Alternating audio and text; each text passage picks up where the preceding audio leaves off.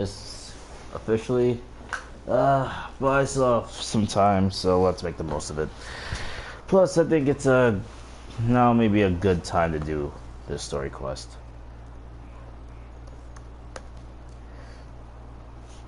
I was supposed to be on hiatus. Oh well.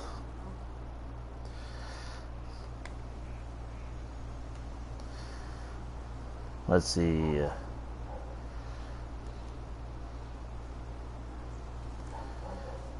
Yep, here we are.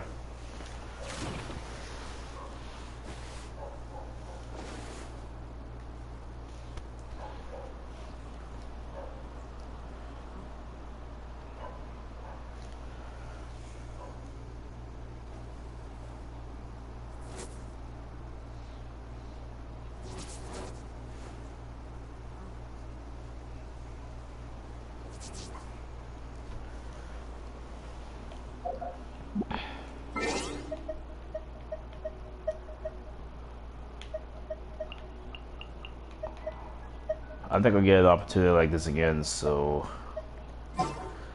let's see. Let's see. Might as well. There's no harm in it. Little harm in it.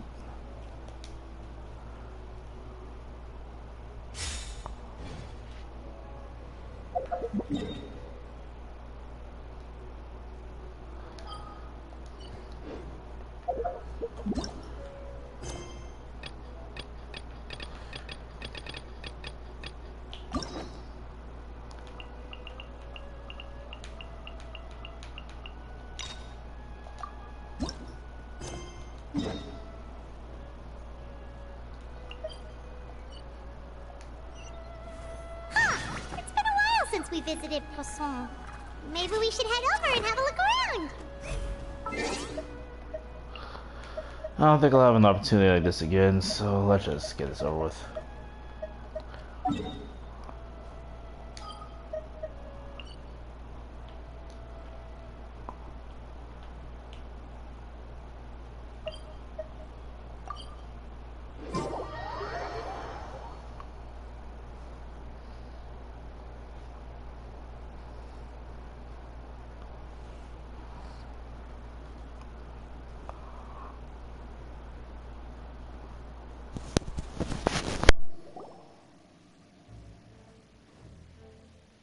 Hey, traveler, Paimon.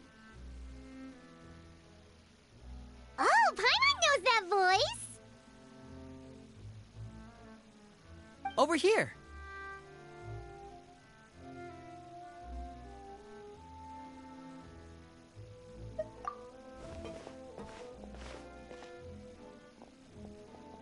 To borrow one of the more popular turns of phrase at the moment, this appears to be quite the fated reunion. Running into you two out of the blue like this has really made my day. I certainly wasn't expecting it. You can say that again. What brings you to Poisson? Wait, Paimon's got it! You must be here for one of your magic shows, right? Actually, we've run into a bit of trouble on the home front, so Father arranged for us to stay in Poisson for the time being. Oh, are Lynette and Fremine here too? Yep, along with most of the other members of the House of the Hearth. You may have noticed Poisson seems a bit more crowded than usual. So you're saying nearly the entire organization has moved to Poisson?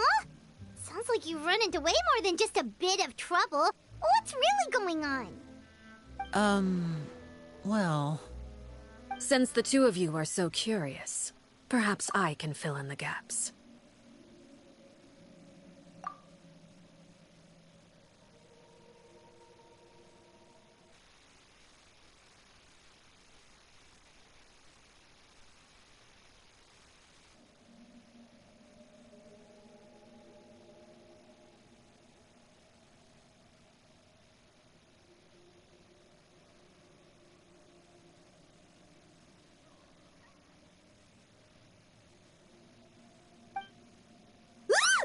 You scared Paimon half to death! Father, you're here. You know... On second thought, maybe we don't need to know. It's all probably super confidential House of the Hearth stuff, right? We totally weren't trying to pry or anything. No need to be nervous. I could sense your genuine concern from your conversation just now. Of course, I can also understand your confusion. Sending so many Fatui here to Poisson, it's only natural that some might suspect an ulterior motive to be involved. I understand. I'm well aware you've had your fair share of confrontations with the Fatui in the past, and I can't exactly guarantee that we'll remain on good terms in the future. As for right now, however, I would say we have little reason to be at odds, wouldn't you agree? The House of the Hearth could stand to be more open with those who have worked so closely with us in the past. As for the issue at hand, well, it hardly relates to any ulterior motive. To be frank, it all stems from a certain rumor circulating around the House of the Hearth. It's an internal matter. What sort of rumor? A rumor that a certain phantom child is hiding away in the House of the Hearth. A phantom child? Ooh, just hearing the name is giving Paimon the creeps. A spirit that should have long ceased to exist is lurking in the shadows of the House of the Hearth. So I decided to bring the children to Poisson before continuing to investigate the situation. I expect I should be able to track down the spirit fairly quickly.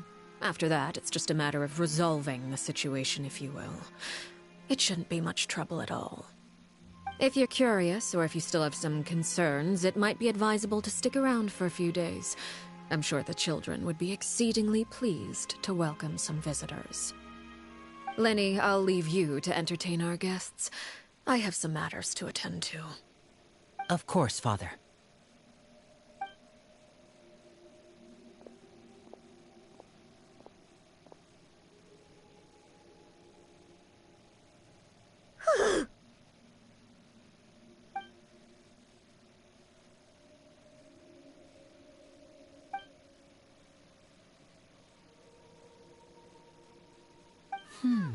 It has long been a dream of mine to invite you to our home and introduce you to my other siblings.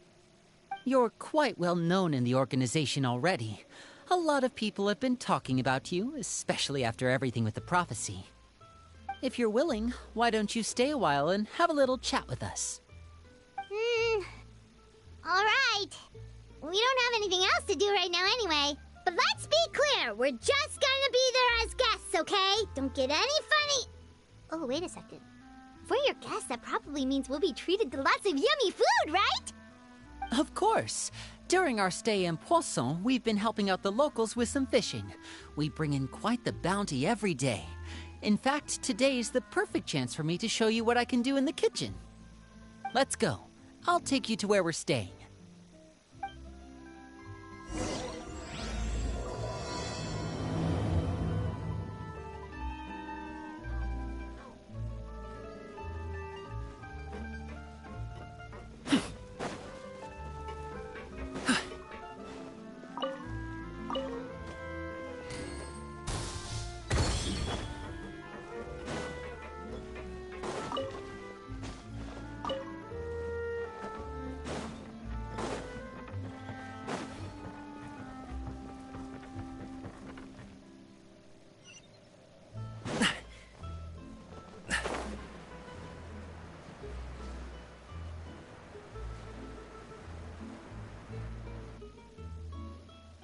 We rented this house from one of the locals to use as a temporary base.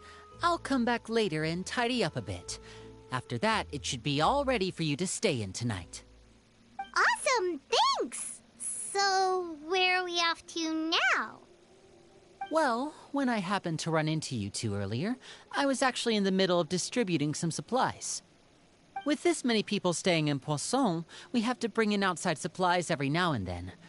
I should probably make sure the rest of these provisions get delivered. Otherwise, people might start to get antsy. Okay, we'll come with. There are all sorts of rumors about your organization floating around out there. Paimon's not sure if she could even take a wild guess as to what's true and what's not. But now that we finally have the chance to see a day in the life of the house, we can take a good look at how you operate.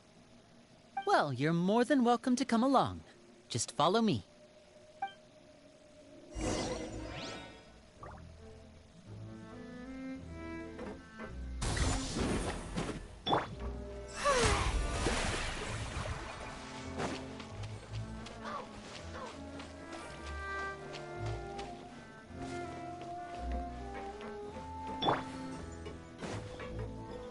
Alley-oop!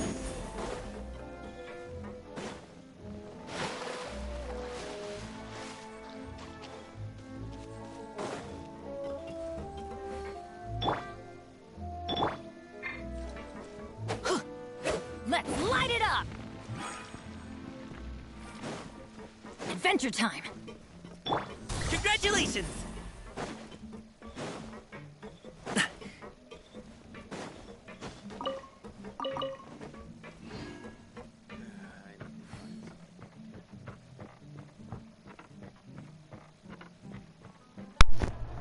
And here we are.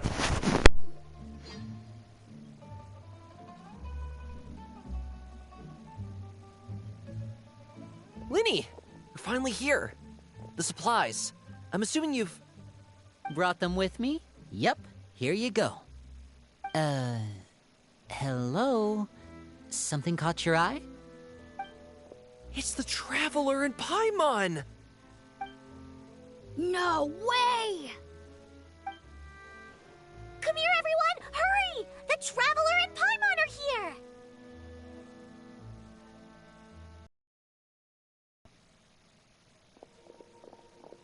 One at a time, please. Don't crowd around them all at once.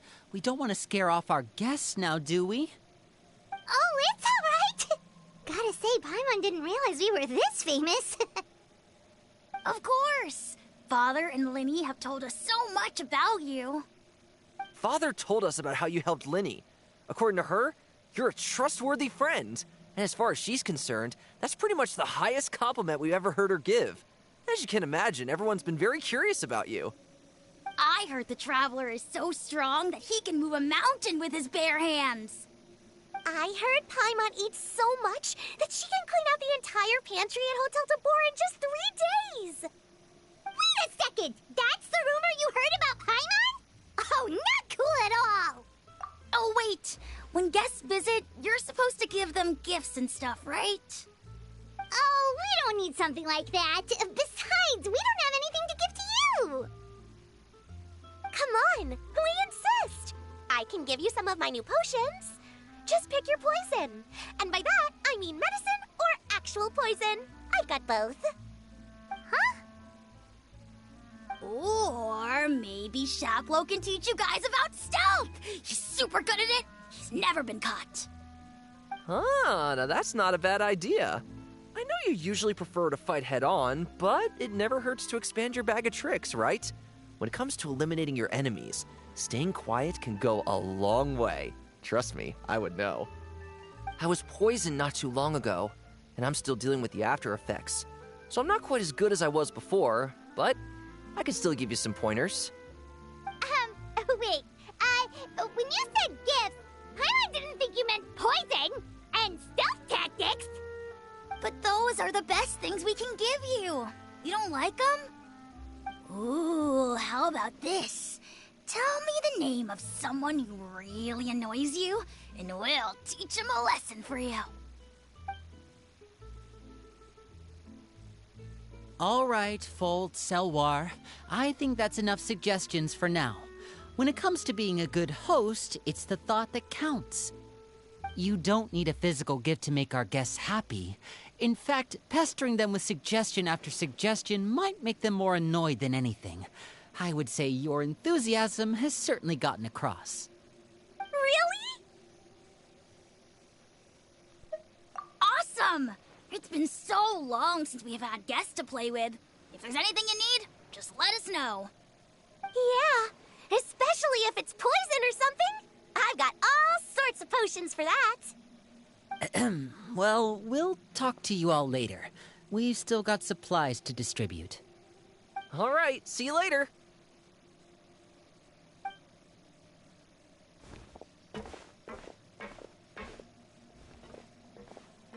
Bye!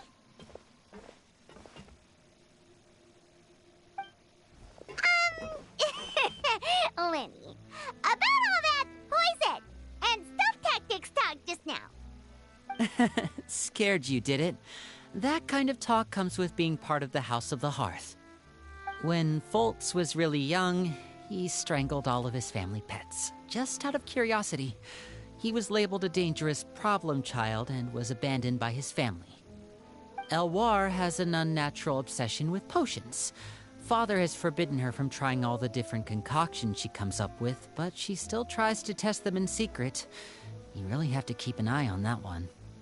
Chaplot is around my age. While I'm mainly responsible for collecting intelligence, he handles surveillance. He's very passionate about his work and has no reservations about taking on some very difficult missions. I know you two probably aren't used to that kind of talk, but I can promise you they only had the best of intentions. Things like stealth tactics and developing different poisons, they really mean a lot to them. They were just trying to share the best of what they could offer, that's all.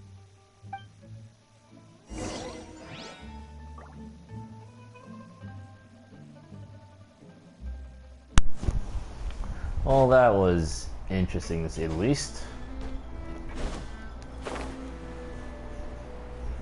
And drop. Alley-oop!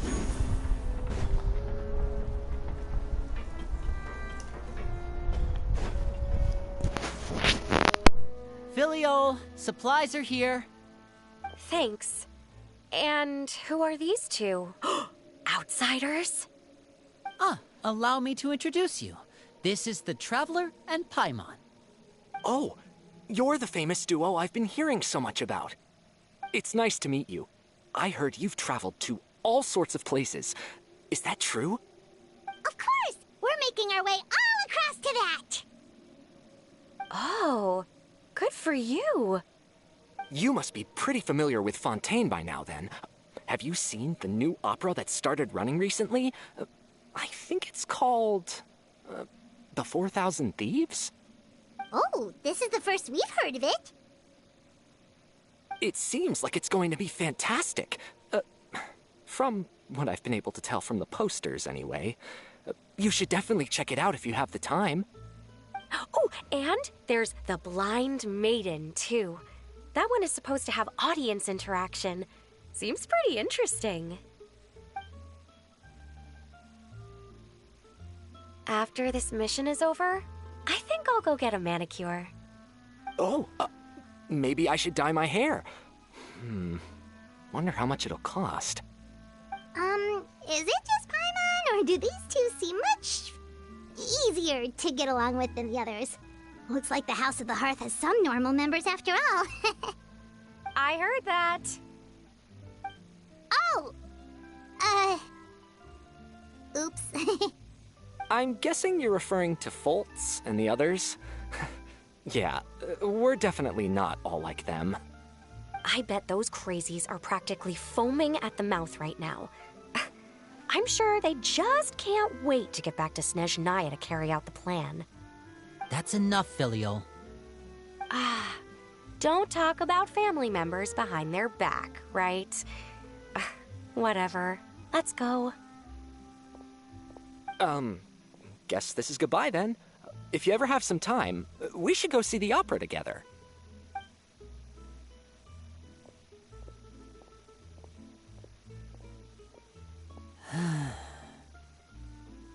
Well, that's it for the supplies. We should probably head back as well.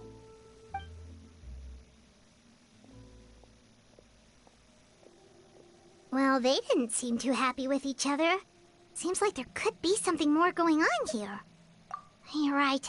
We're only here as guests after all. Oh, Winnie's getting super far ahead. Come on, let's catch up.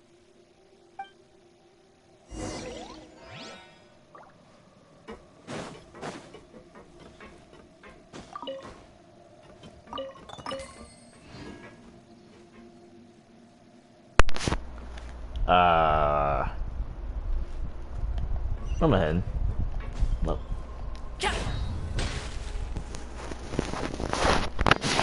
So, what do you think of the members you've met so far?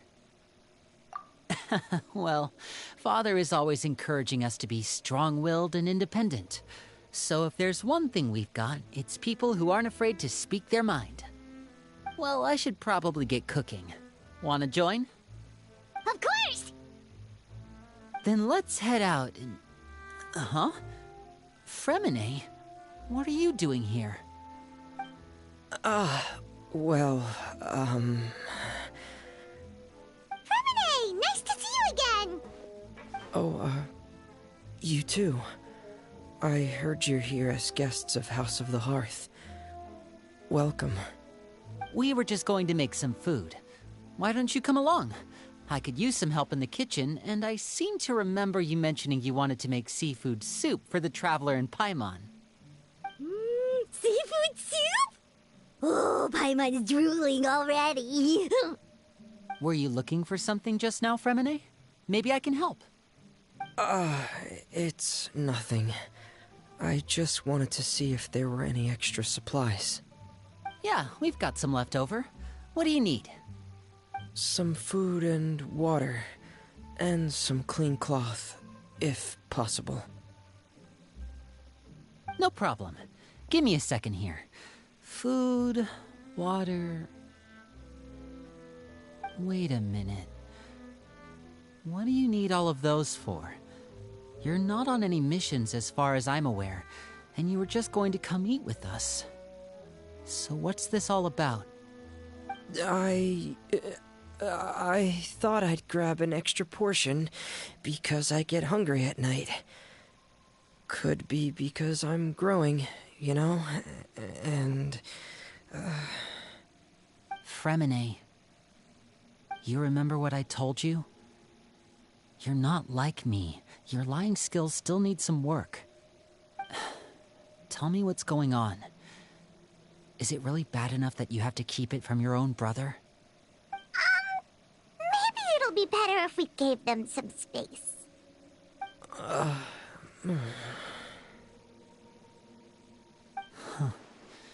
This is the first time I've seen that kind of look on your face. Whatever happened, does it have something to do with Father? Yes. Just follow me.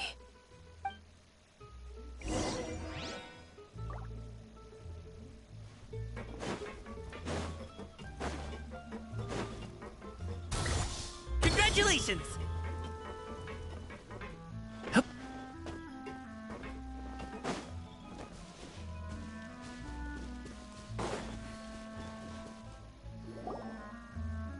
You're back! Oh, and you've brought some friends with you this time. Hello, my name's Linny. I grew up in the House of the Hearth. And you are? Hi, Linny.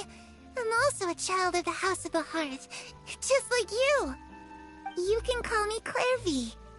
Clairvy? It's nice to meet you. Does that name ring any bells, Linny? No, not at all. That's not a name we have on our roster, I'm sure of it. What I'm not sure of, though, is how she managed to sneak in. She must be the phantom child Father's been searching for. From the looks of it, I'm guessing you were the one that found her, Fremine. You, haven't told Father, have you? No, I haven't told anyone. I've just been keeping her hidden. For how long? About half a month now. So ever since we got to Poisson, then. Do you have any idea what you're doing? I know what I'm doing. Really? 'Cause from where I'm standing, it looks like you're hiding the very person Father has been trying to find. If Father finds out about this, everyone involved is going to be punished. You know the rules of the house, Fremine. I know you do. Father doesn't tolerate any form of betrayal. So why are you doing this? I've thought it through. And I just can't hand her over like that. Linny, don't you remember last year? Chaplot nearly died after getting poisoned during that one mission. He wasn't able to get back before the poison started taking effect, and not a single person was there to help him. That night, while I was sleeping, I heard a voice telling me to go save him. I opened my eyes, but I couldn't find the source of the voice. I thought maybe I was just hearing things, but I went to look for him anyway. Luckily, I got there with enough time to save his life. That feeling of being haunted, of hearing voices. It's happened many times in the House of the Hearth. I'm sure you've noticed. So what you're saying is, that was her? She was the one who spoke to you that night? Unless there are other spirits roaming around the House of the Hearth, I don't think there's any other possibility. If Clairvy were our enemy, it wouldn't matter whether she was a spirit or an actual child. I would have acted without a second thought, because that's what Father ordered us to do. But she's been living with us, helping us from the shadows all this time. I think that makes her family. I couldn't just hand her over to be dealt with. Not when there's so much we still don't know. So what's your plan then? You can't keep her here forever. Someone is bound to find out eventually. I haven't thought that far yet. I don't want to disobey an order from Father, but I also don't want to put Clairvy in danger. Come with me. There are a couple things I'd like to say to you in private.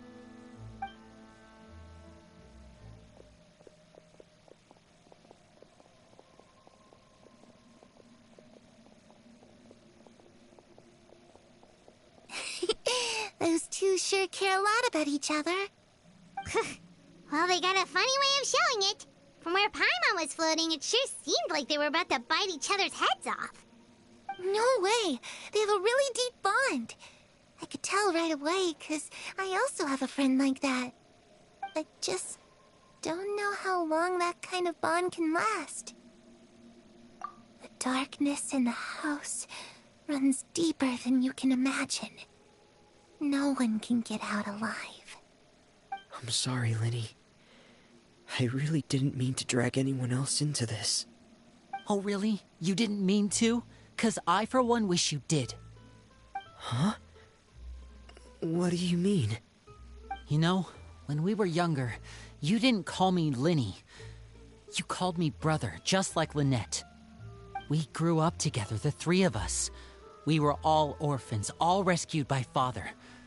Of all the siblings in the House of the Hearth, I think our bond was the closest. Later on, when you started calling me Linny, I wasn't actually surprised. After all, Lynette and I are related by blood. We've had to depend on each other to survive long before we joined the house.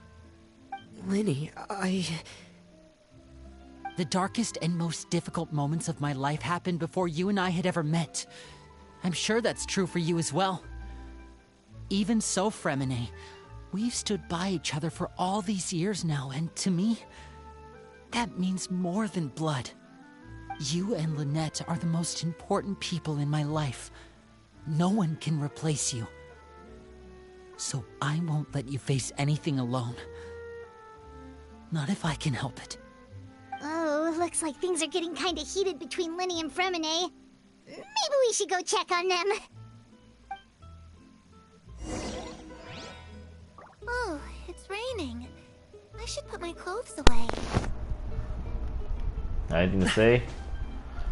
Hey, wait, where are you going?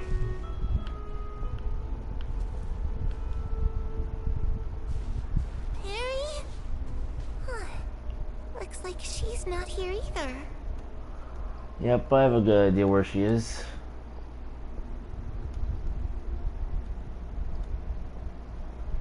Time to read.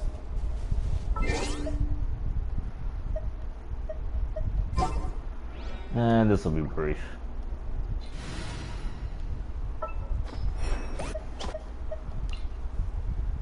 This will be a productive...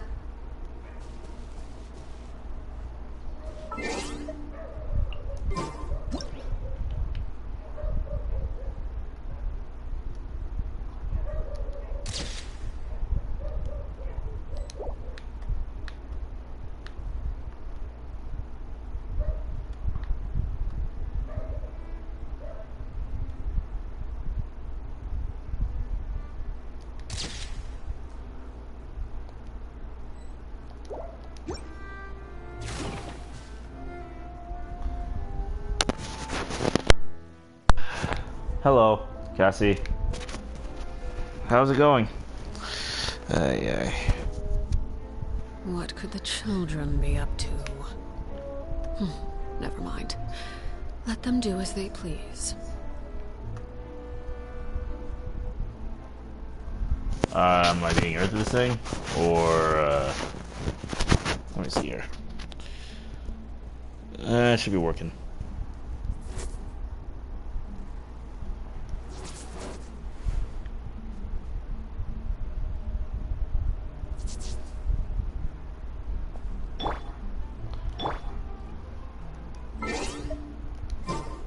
What was that about? Oh well.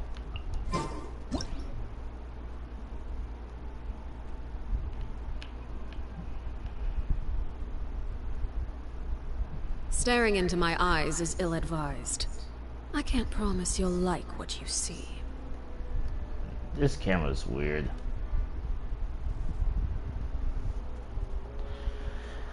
I'm doing fine. I was supposed to be on hiatus, but I still have some free time. Why not?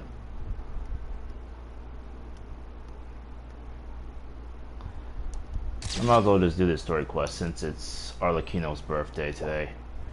And I got no drawing prepared for the occasion. Sadly.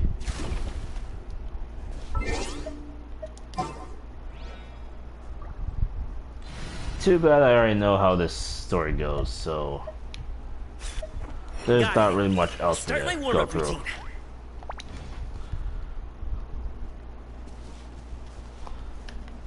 Hey, you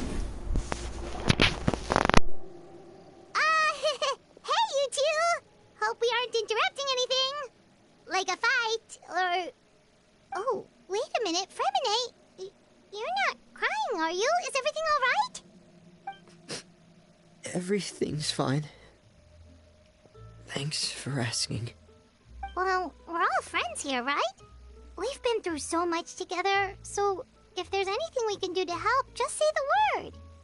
It's just a small family dispute. It's not something our guests should trouble themselves with. In fact, it might be better if your stay ended here. Good job on getting Elon.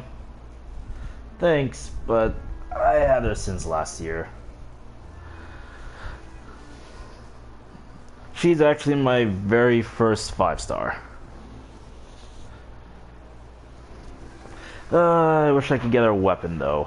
I got cucked by Emily's. So, I think I'll just try to pull for her weapon. Well, I already tried a few times. Don't know how much longer I will though, since complications and stuff like that. But it's... Elon's still a strong unit. I'm glad I got her.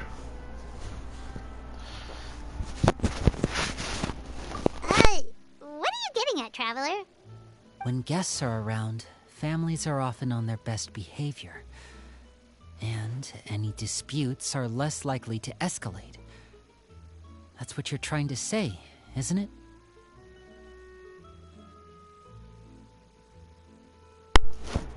You got 80 pity, 62 right now. Well, people have always told me how to count my pity. Actually, I'm still not entirely sure how that works, so I'll look up a YouTube video later, since maybe it's better if I just see it for myself. How it works.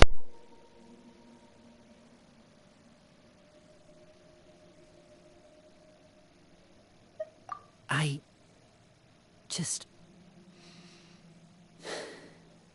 Thank you. I was really hoping to keep you out of it. But even if I could think of some other reason to turn you away, I'm not sure I could convince you. I know things could turn dangerous, so I promise you this. From now on, I'll protect you like my life depends on it. Me too. Well, back to the matter at hand then. If we don't plan on handing Clairvy over to Father, then our only other option is to solve the mystery of her identity before Father is able to track her down. That means finding out where she came from and what she's doing here. Then we can send her on her merry way and pretend like none of this ever happened. I've tried that already. And? And... nothing. I tried taking her somewhere really far away, but... after some time, she just reappeared. She even came with us all the way to Poisson. It seems like wherever the house is, she follows. I don't know much about spirits. Do you two have any ideas? I wasn't guaranteed to get Nilu. Well, maybe that's even better, because honestly, pity? That's a harsh way of putting it. Oh well, though. Well, glad you got her, though. If she's useful to your team, then there shouldn't be any regrets. Or, actually, no. There shouldn't be regrets, and it shouldn't really matter is whether you got her out of pity or not. That's kind of my 5 cents on it. As long as she's strong, it was worth whatever you had to spend for it, I guess.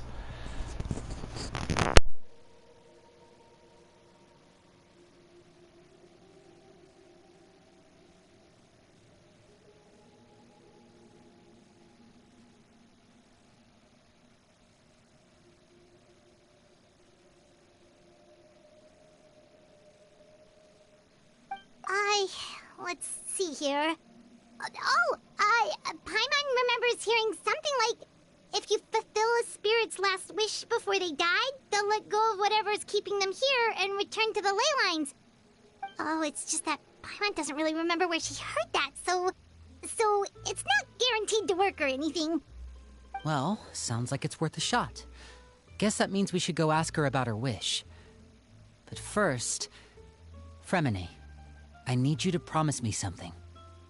What is it? I need you to promise me that this will stay between the two of us. We're the masterminds behind this whole thing. No one else gets involved. Can you do that for me? Of course. I promise. All right. Then let's seal the promise just like when we were kids. Fist bump on 3. Ready? 1, 2, 3. I swear.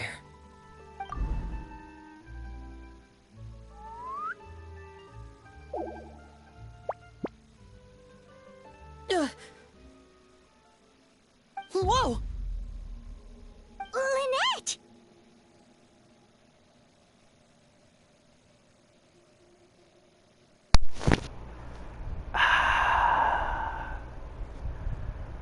When did she get here, I wonder? Nah, I don't care.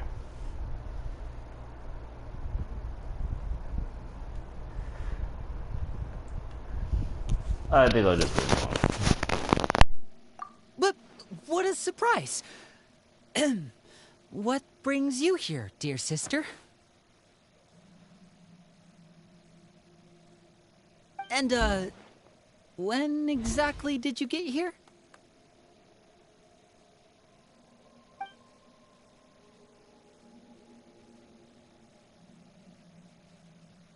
You're an idiot, brother. And you too, Fremine.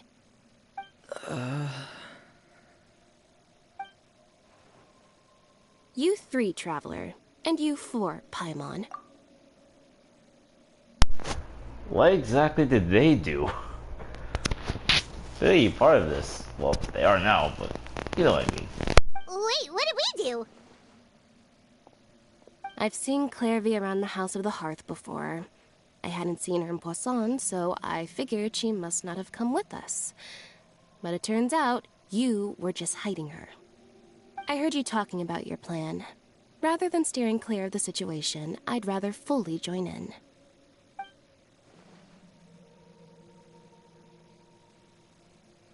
If you don't agree, I'll have no choice but to report everything back to Father. Simple as that. Is a threat. Is a threat.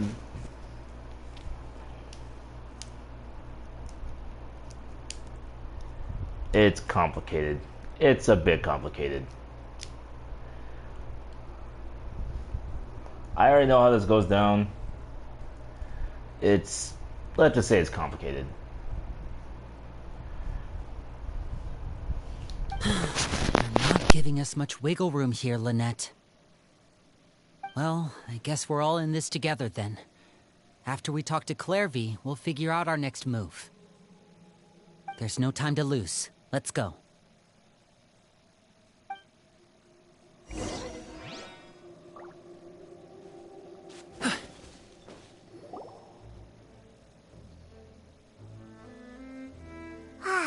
I'm full.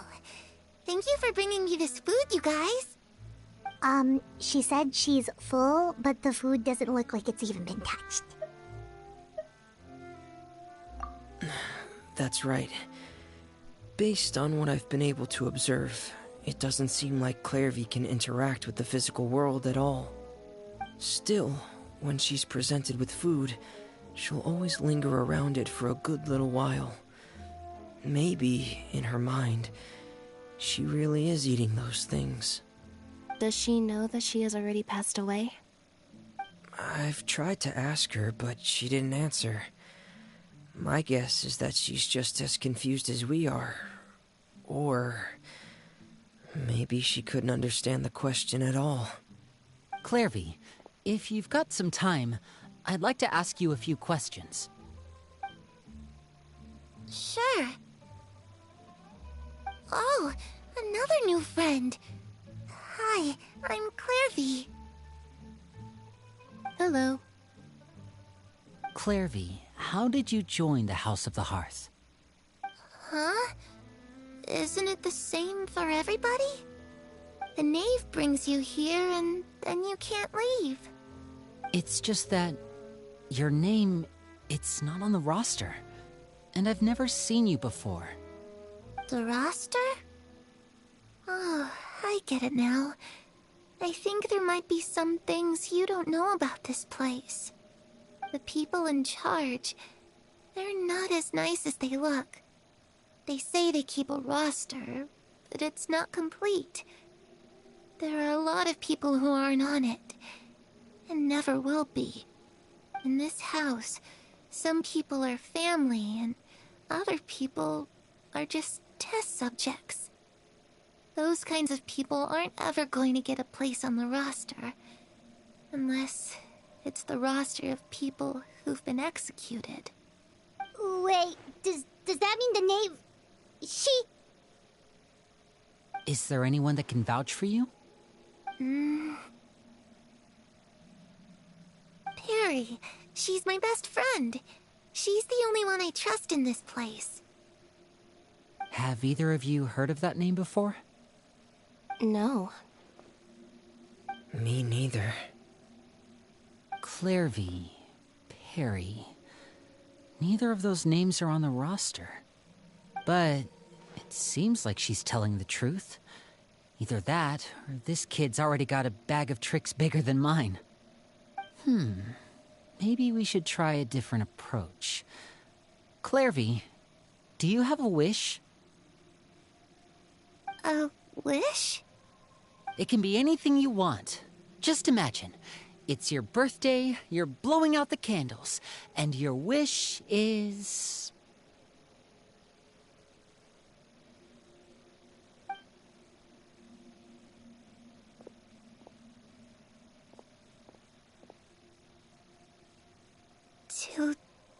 To go outside, where the sun can find me. That's... it? Well, that sounds easy enough. The darkness in the house runs deeper than you can imagine. No one can get out alive.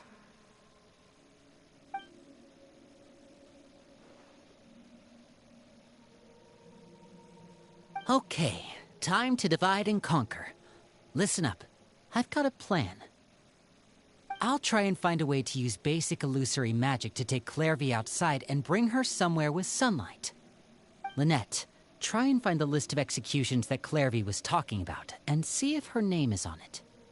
Fremine, you stay in Poisson. We can't be the only ones who've had run-ins with Clairvy. I need you to collect intel on everything she's said and done. Understood. I'll try my best. What about us? What should we do? I really appreciate your willingness to help, but this is a family matter. I don't want to drag you in too deep. It's too risky. Let me think. Since Father considers you to be guests, maybe you could stick by her side for a little while. You don't need to do anything except keep up some nice, casual conversation. Ah, Paimon gets it. You want us to distract her. I'll give you a magic bird. If Father suspects something, all you need to do is release it when she's not looking, and it'll alert me that something's wrong. Of course, that's only as a last resort. If Father doesn't seem to notice us, there's no need to make contact. We'll reconvene here tonight after all's said and done. If the worst-case scenario happens and we're discovered, just tell Father everything. We're not going to let our guests get punished for our own actions. That's where we draw the line. You too.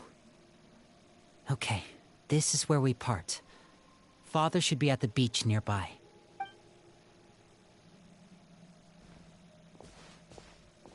I really hope this goes well. No, it has to go well. That's the only way this can get resolved.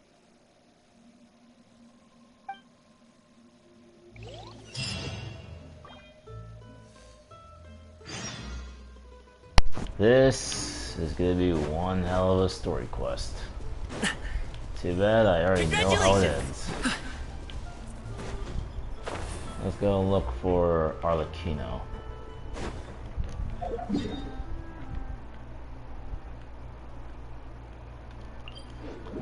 Let's head outside.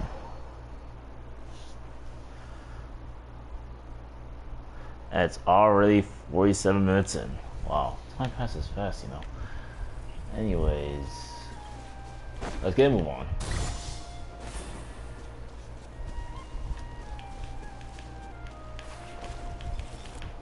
Congratulations! 4, 3, 2, 1, and oh no, not you,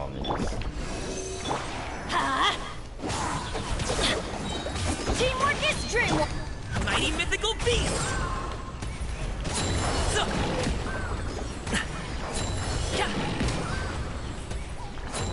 Oh, that was a bit easier than I thought it would be. Oh well.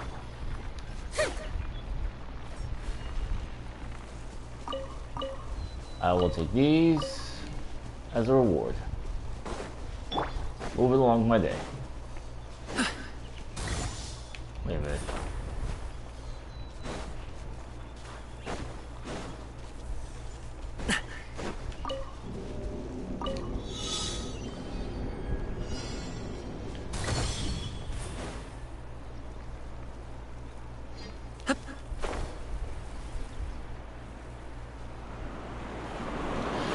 Are you kidding me?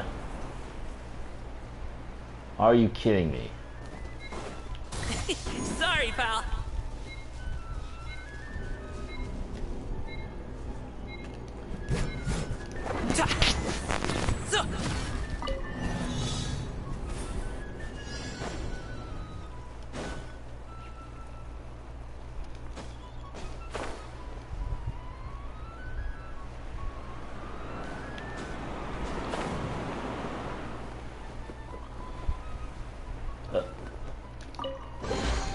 Where do you want this stuff delivered to, boss? Only 2 Primo Gems. Alright, so where could they be? They should be over there, yeah? Alley-oop!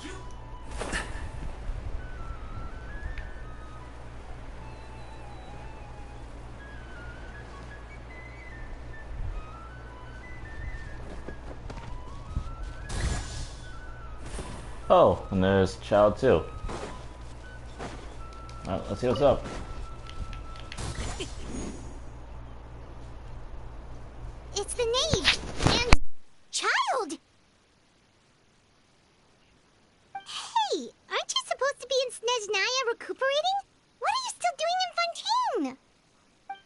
it's you two. I didn't expect to run into you here. I was unconscious for quite a while after the fight in the Primordial Sea. After I woke up, I realized I was being taken back to Snezhnaya, and well, I couldn't have that now, could I? Not when I've still got unfinished business here in Fontaine. So, I mustered up all my strength and made the journey back on my own. What sort of unfinished business are we talking here? It has to do with Skirk, my master.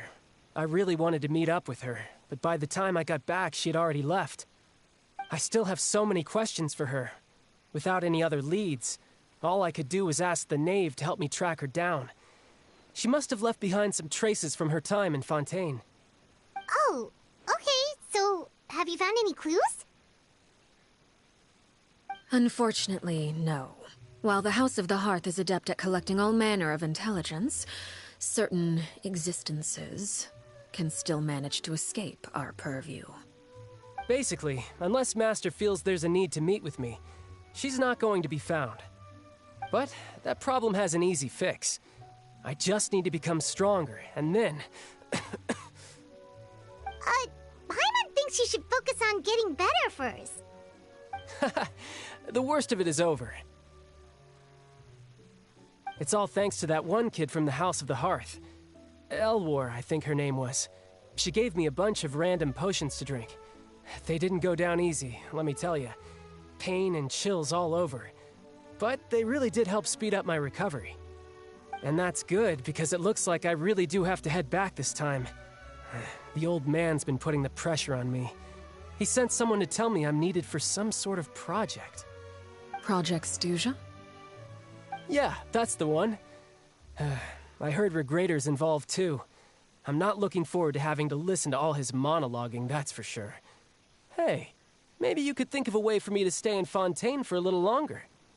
Helping Linny and the others brush up on their fighting skills would be far more interesting. If you and I could spar, that would be even better. I've been waiting for a chance to see you go all out. And what a sweet little daydream that is. But I also have a role to play in all this.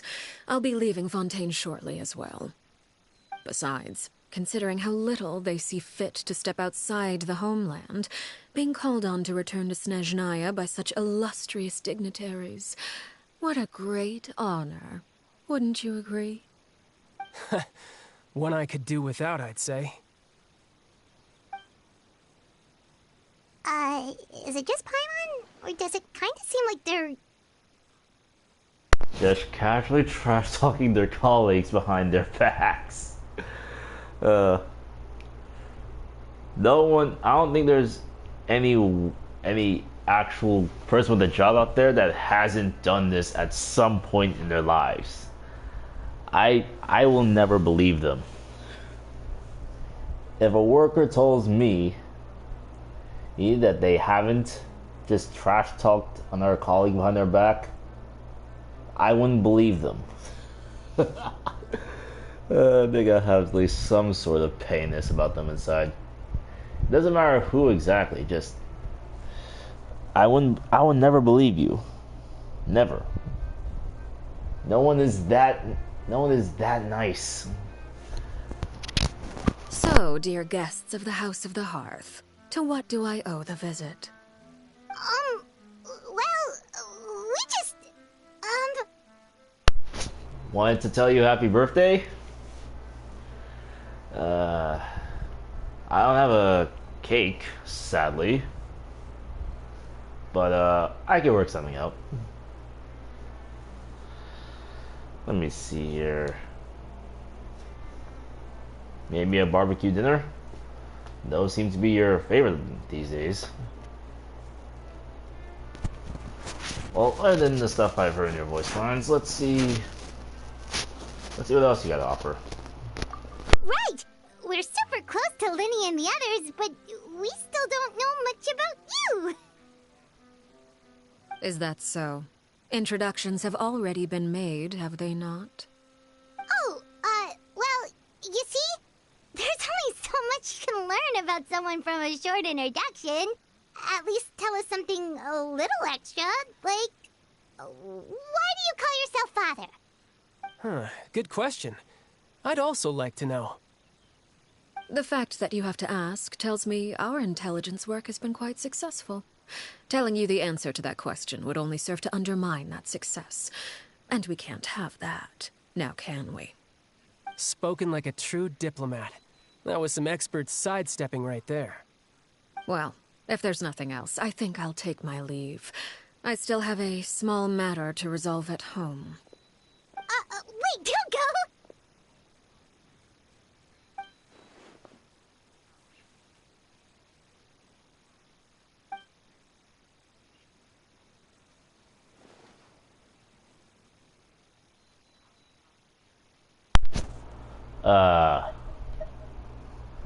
Pretty sure these will be the exact same, lead to the exact same response. I'd also like to hear the answer to this. I've met some of the members of your organization, and they all seemed like really good kids.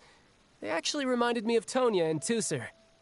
Which, by the way, if you ever betray them, I'm just letting you know, I won't let you off easy. And why would I betray them? Well, you've already betrayed the House of the Hearth once, haven't you? At least, that's what I heard.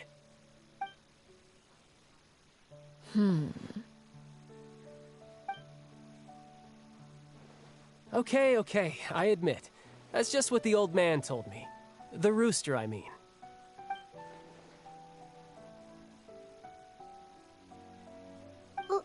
Wait, did you really do something bad to those kids? Never mind what I've done. I'm more curious as to what the mighty rooster had to say. Care to enlighten me? Well, nothing much. Just some stuff about you taking out many other members of the House of the Hearth, and even going so far to attack your own family. I see. Oh, based on your reaction, I'm guessing it's all a bunch of lies. Hardly. I don't appreciate his particular turns of phrase, but I suppose he didn't say anything untrue. Although, it would be more accurate to say that there is a certain level of prejudice involved, but I don't intend to clear that up just yet. Prejudice has a funny way of concealing the real truth behind certain things, an attribute that I find to be quite advantageous. Call yourself a Fontanian, for example, and people will assume all sorts of things, when the real truth is that this is simply the land where I was raised. Huh? You're not actually from Fontaine?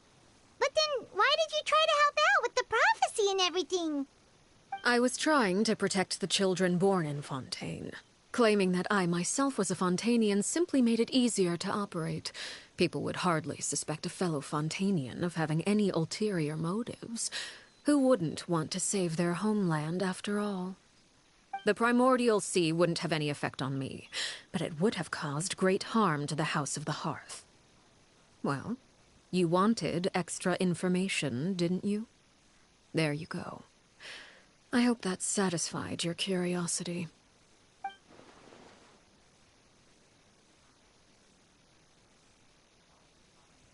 So, you stayed in Fontaine for the kids.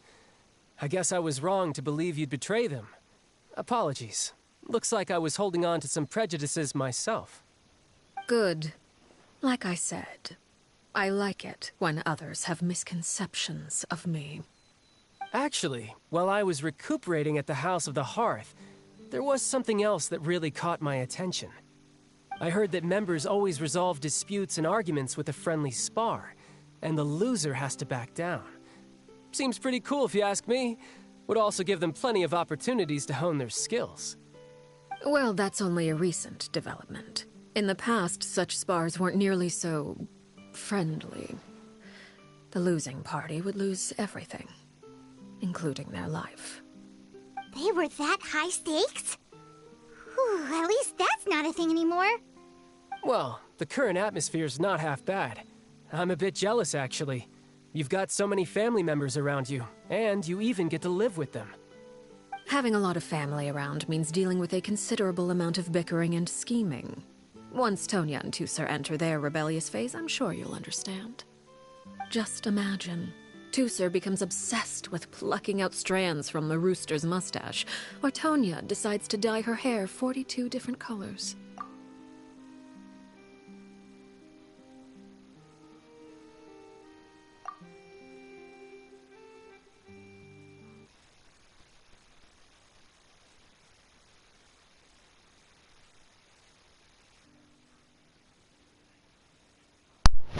Look at how scared this dude is. It's laughable. It is very laughable. So laughable that I'm going to take a second screenshot.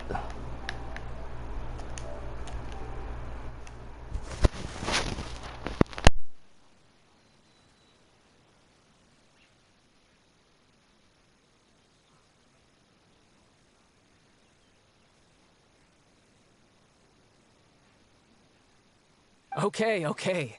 I get the picture.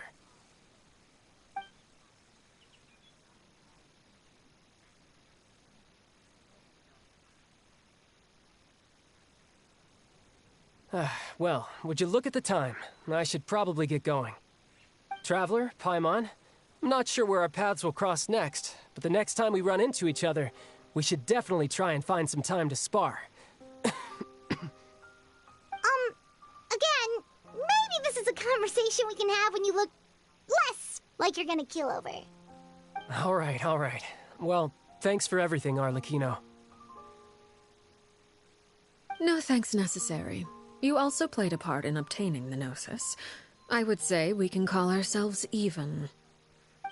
I like the sound of that. Well, I'm off. See you all some other time. We should probably get going too. Do you want to head back with us?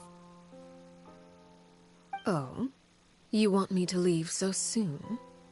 Oh, well, you see, I'm rather enjoying the evening breeze. If you don't mind, I think I'll stick around for a bit. I have some things to think about. Apologies for not attending to you like a proper host. Please forgive this slight. I do hope you'll have a pleasant stay. We managed to keep her distracted until nightfall. Good thing Child was there to keep the conversation going. You don't think she suspected anything, do you? Oh, I wonder if Liddy ran into any issues. Let's hurry back and see how everything went.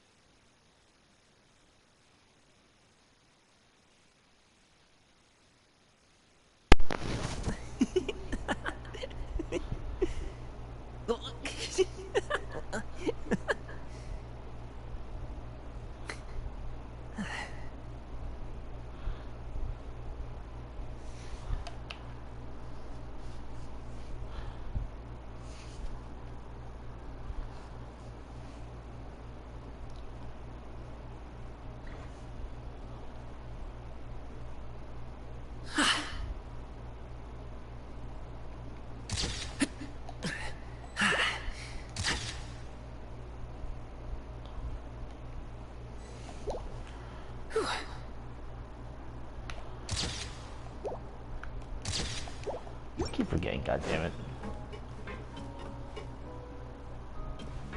Does it always track me? I feel like when I tilt this way, or always seem to just follow me for some reason. Oh? You decided to stay a little longer? Let's take in the ocean view together, then. Sure thing.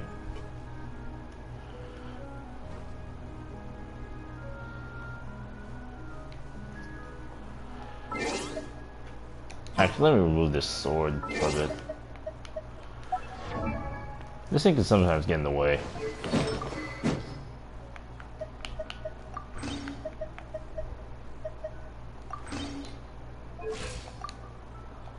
Everything takes a plummet in that case, but I just want to Whether move. it takes me uphill, downhill, or out to the sticks.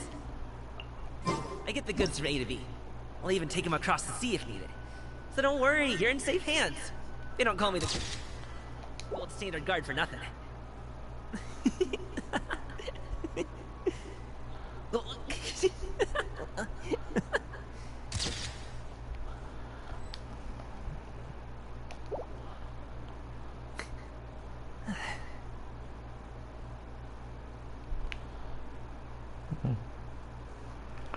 Oh, taking a few photos.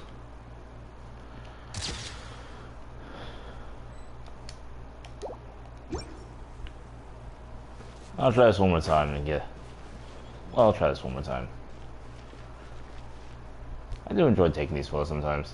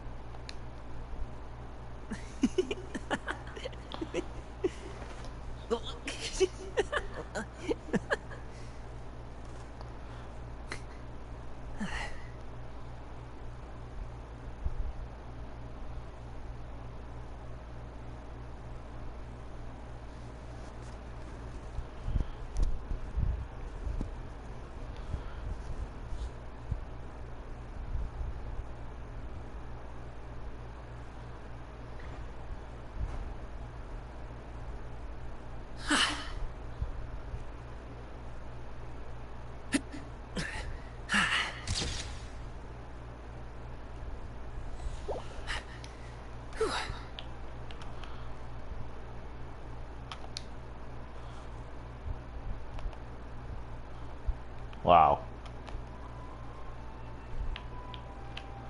A pot of tea with a couple of nibbles, some seasonal greens, and a piping hot bowl of fresh kanji. That's a dope breakfast right there. The perfect way to start your day.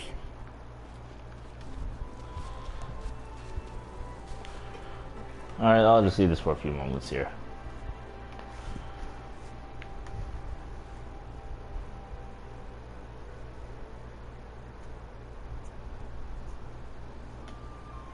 Alright. That's it. Have a good day, Haruki, though.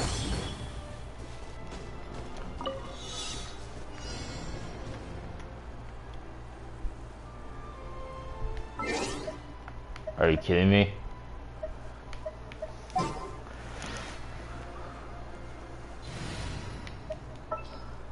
Who's our target this time?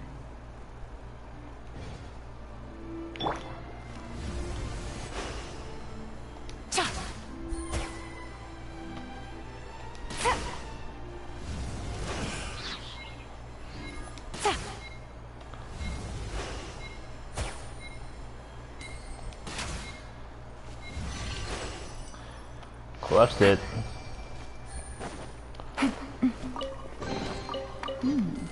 Easy money.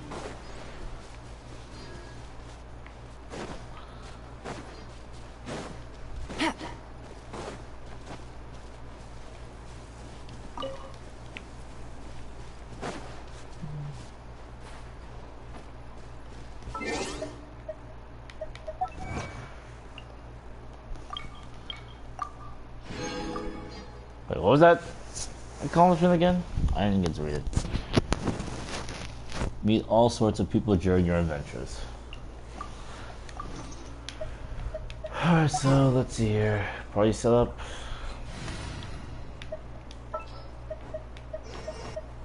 I won't hold you back. Much.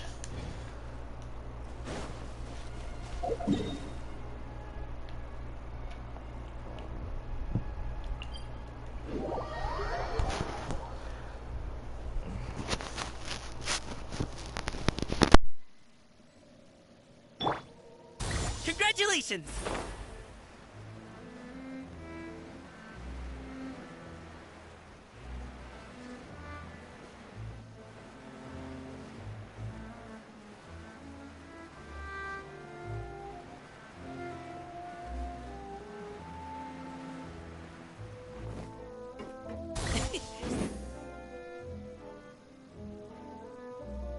Lenny, how did everything go? Well, long story short, we ran into a small issue. Clairvy can't go into the sunlight. Everything was fine at first. She followed me up to the surface just like I told her.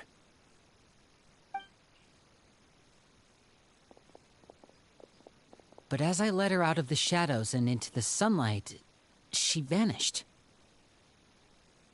I turned around and there she was, standing at the edge of the shadows, silently watching me. Huh. Maybe she's afraid of sunlight, or... No, it wouldn't be her wish if that were the case. Well, we could always try pushing her into it. That would be rude. And no one can actually physically touch her, right? It wouldn't work on a ghost. Oh, true. I've pretty much tried it all already. Nothing worked. Eventually, the sun went down, so all I could do was bring her back here. How did it go with you, Lynette? Good. I've got the list. It's right here. Really? Well, what are we waiting for? Let's take a look!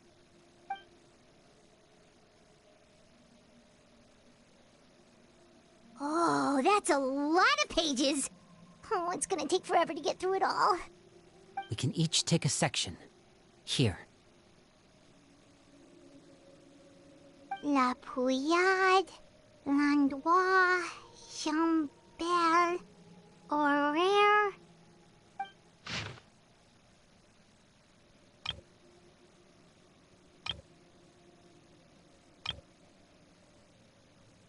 Oh, yikes. That Horaire guy has a huge scar on his face. He's kinda giving Paimon the creeps. I've met him before. The scar is from an injury he received during a mission. I still remember him joking with me about it. He said any future lover would take one look at him and then lose all interest. Did he say anything else? Well, I asked if there was someone he was interested in. He said no, and that's where our conversation ended. It was only later that I learned he really did have someone he liked. He risked everything to escape so he could be with her, but it didn't work. One day, Father asked to see him, and, well, I never saw him again after that. Wait, so that means the knave, she... It may seem cruel, but it's just one of the rules of the house. Betrayal is not to be taken lightly. We know too many secrets to come and go as we please. So, if you do try to leave, you pay with your life.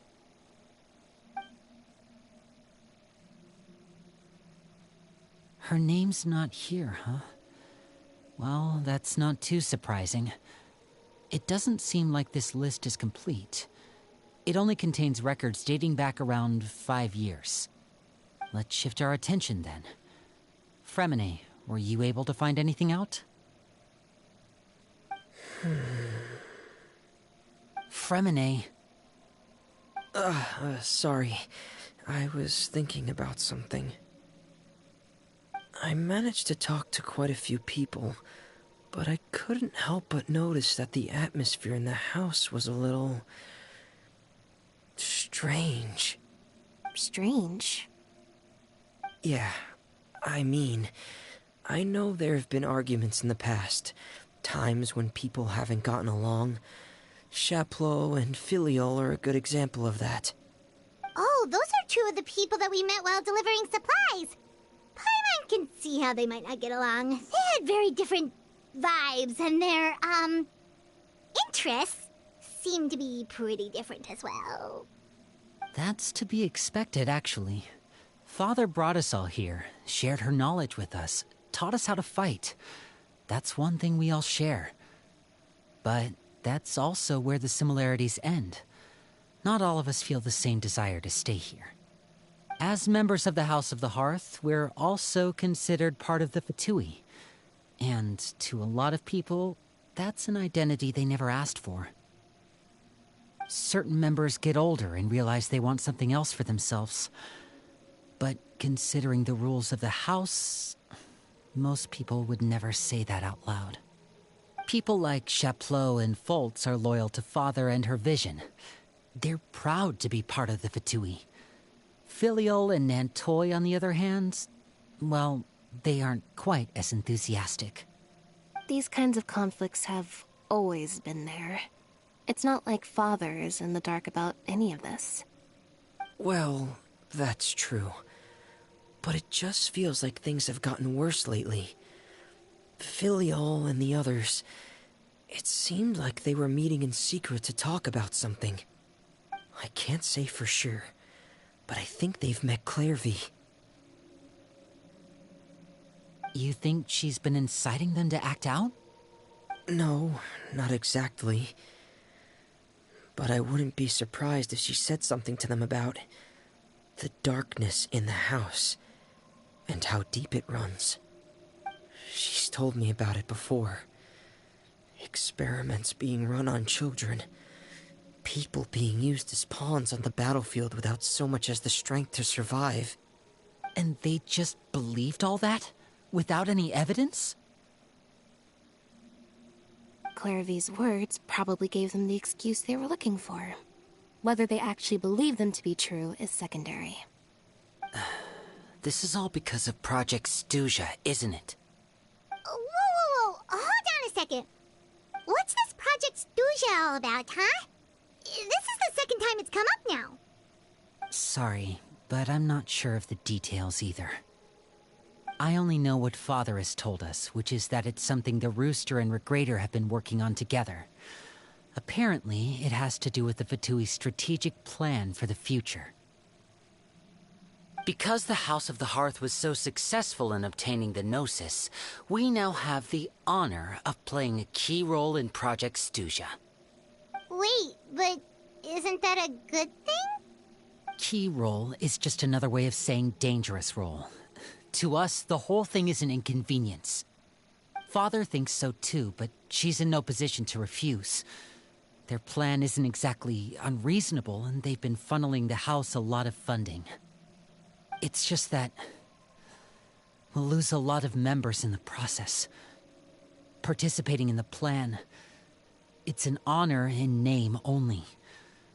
What they're really trying to do is subdue us. The existence of an intelligence organization outside their control makes them feel uneasy.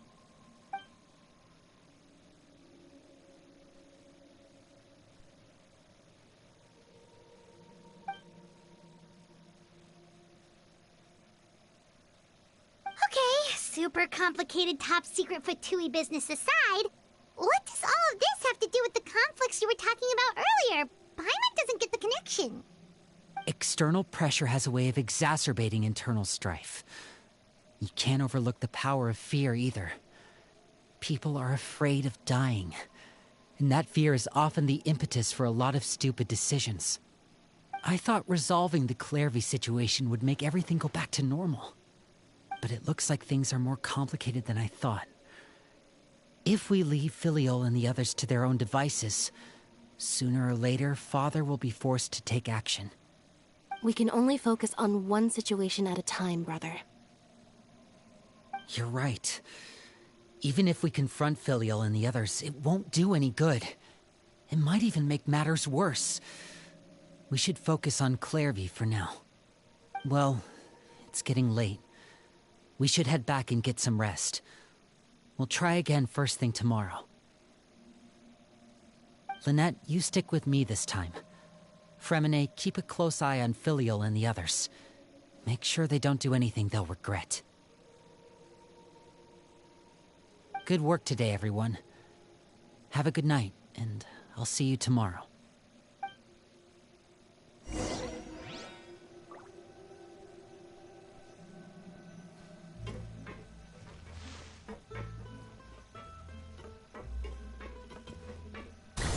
Alley-oop!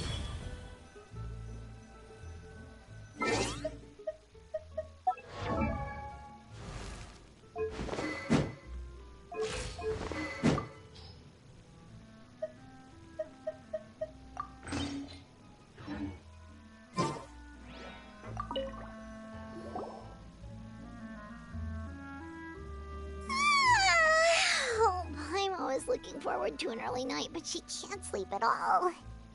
Hey, you don't think the knave will be too angry with Linny and everyone if she finds out about all this, do you? She's even scary when she smiles. If she were to actually get angry... Ooh, you have to protect Paimon if that happens, okay, Traveler? You can just hide behind me. Actually, you should also be afraid of her. You're a bitch. You're just a bitch. Trust is ever, Traveler. Look! Look over there!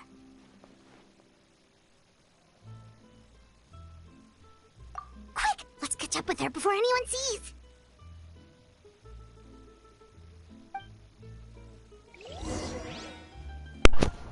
Alright, let's go follow Clairby. I'm gonna see if I can fight on the Kino with my Gami and see what happens. Someone tells me that's not gonna work very well, so let's say keep a backup plan ready. Actually, I'll test my Gami out another time. Over there! I'll use my actual team.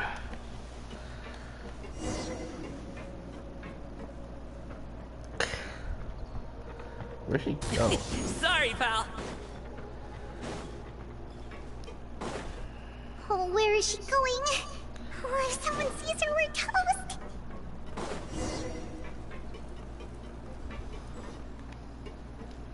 Congratulations!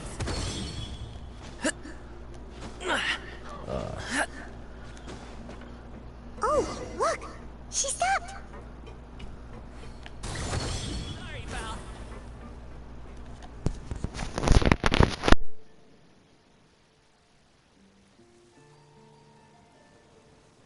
Clairby! Shh. I opened the window while no one was looking. Look how pretty the outside is.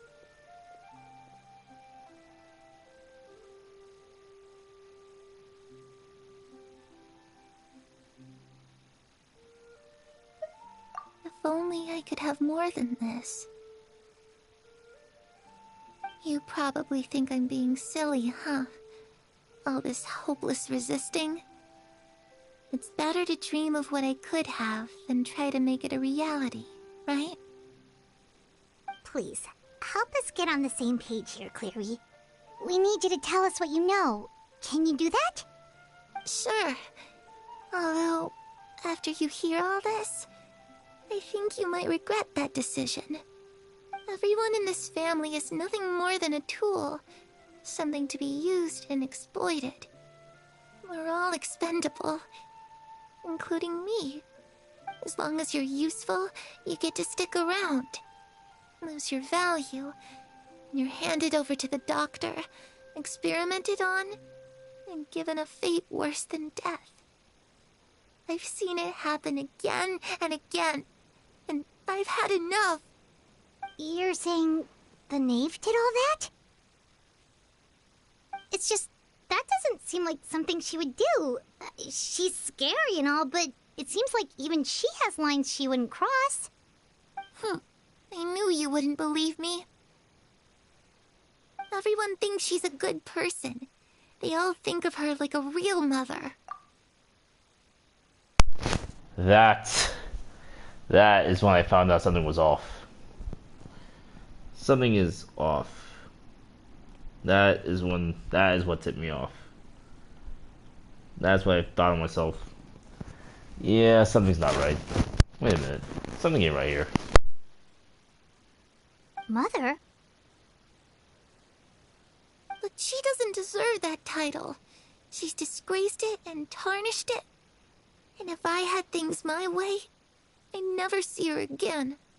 If only Perry were here, she'd understand. Perry. There's that name again. Also, Paimon's getting a strange feeling. It almost feels like she's not really here with us.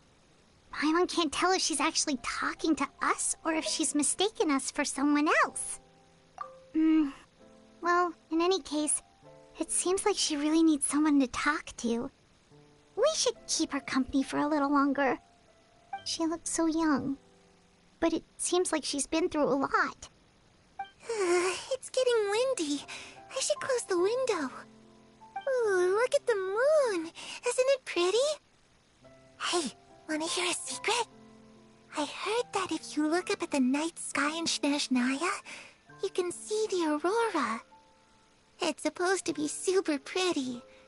Even prettier than the moon tonight. Perry and I promised each other that once we're older, we're gonna go see it together. But I can't find her. I'm worried she's also been... No, that wouldn't happen to her. She's special. Mother likes her a lot. I should really go talk to Mother, but we just fought. She doesn't want to see me, and I'm too scared to face her. What should I do?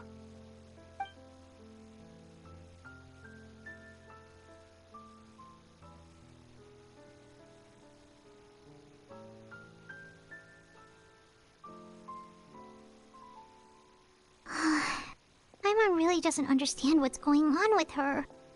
Well, let's head back. We've got an early morning tomorrow.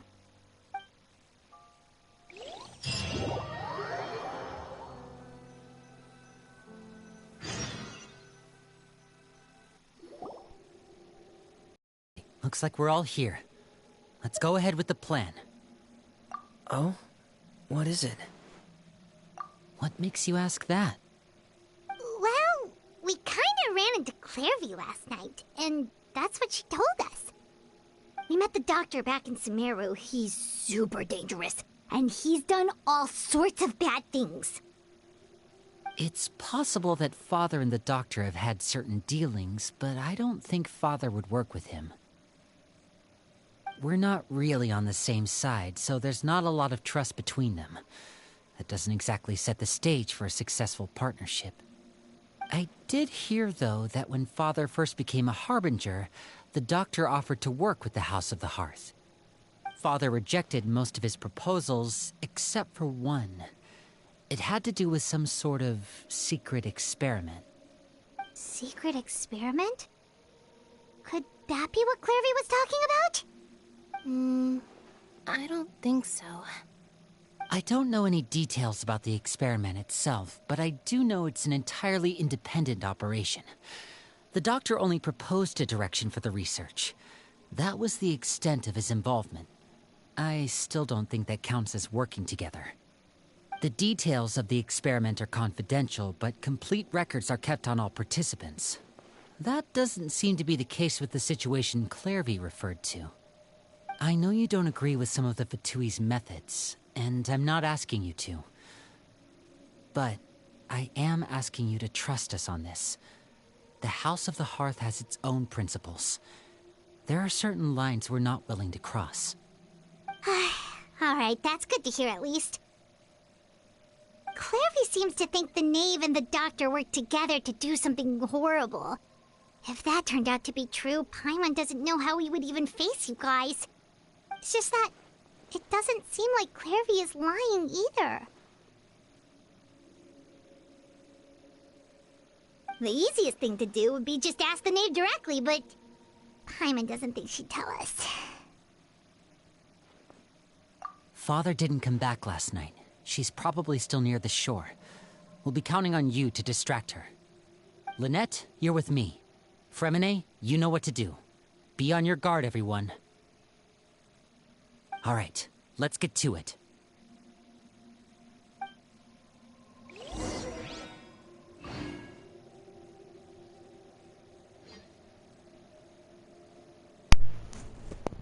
After all this, I'm gonna go and replay the voice lines regarding everything that Clairvy mentioned to make the difference crystal clear. Or at least to make her perspective crystal clear.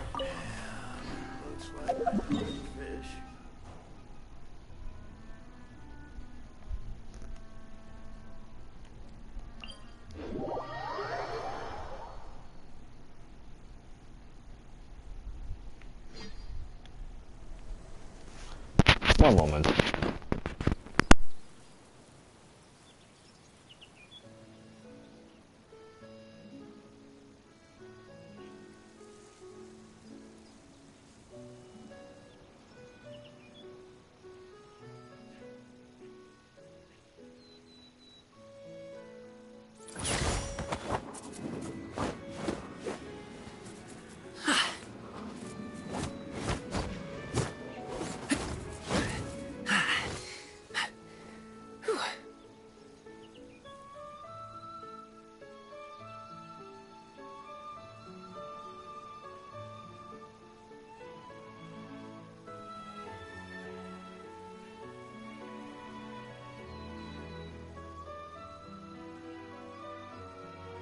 boom booms and eyes, and boom booms and mouth. And I need to tighten up that part.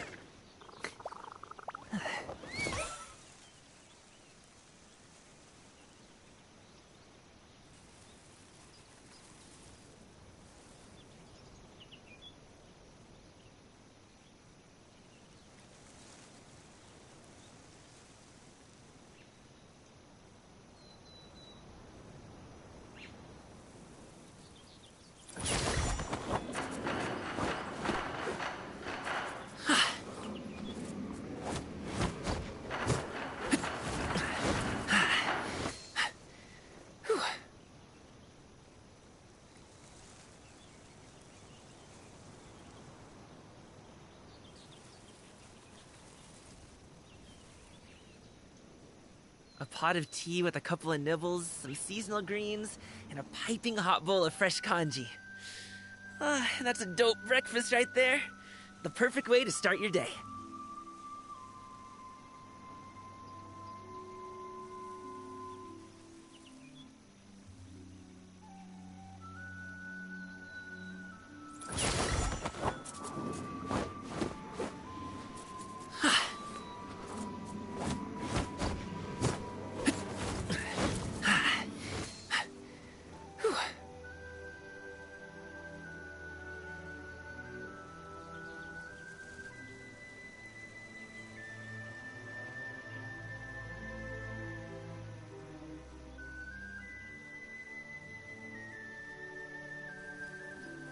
Boom booms and eyes, and boom booms and mouth. And I need to tighten up that part.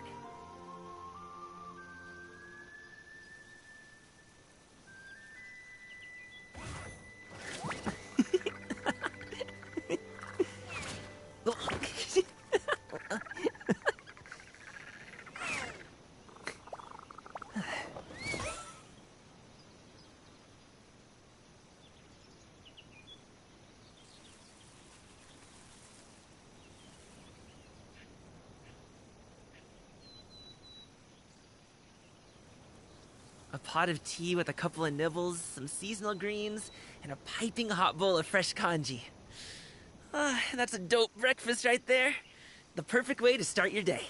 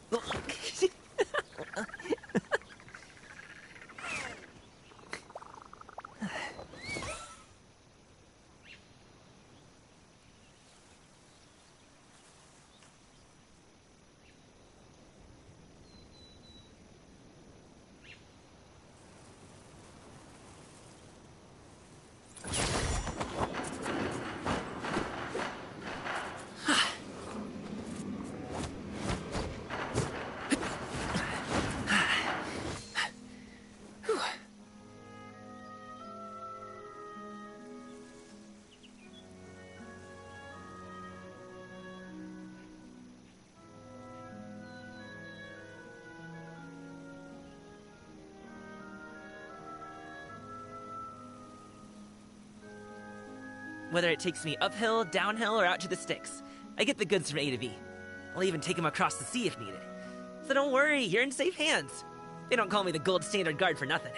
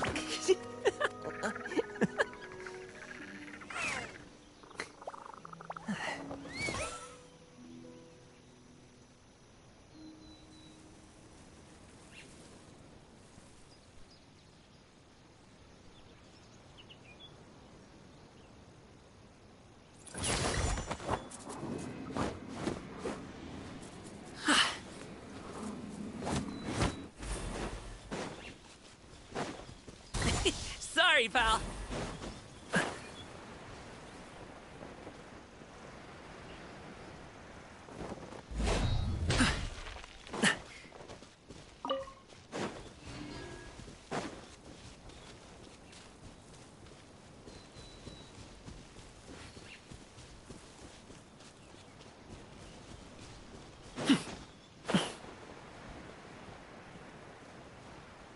Back, got some food, let's go.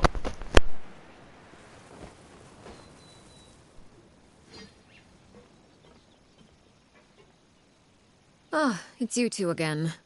I must say, you look a bit pale. Did you have trouble sleeping last night? A little. Perhaps if you had less on your mind, you'd be able to absolve yourself of such troubles. So what are you planning to do now? Catch up on some sleep? Or should I give you some time to rack your brain for a topic to discuss before I ask any questions? Although I must profess to being curious. Without Child here, how do you plan on distracting me? She already knows.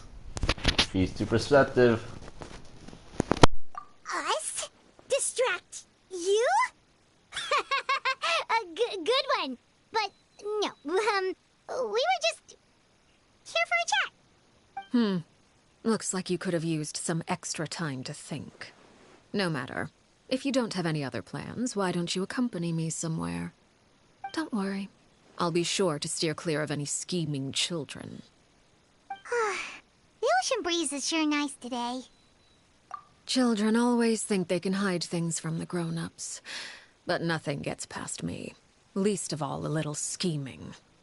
I think I'll let them have at it for a little longer. I can be very patient. Well, I'll leave you to think things over.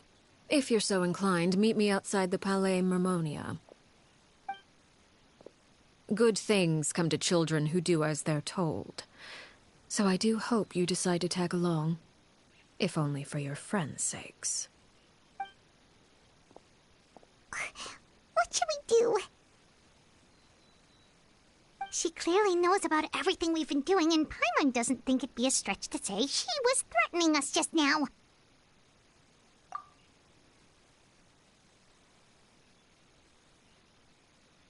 Oh, good idea. Hopefully he sees it in time. Well, we should probably head to the Palais Mermonia. Paimon doesn't want to find out what happens if we don't show up. Based on what the knave was saying just now, it sure didn't seem like it'd be anything good. Okay, then we probably shouldn't keep her waiting. It seems like Lynn and the others are on thin ice, so let's do our best to not get them in any more trouble.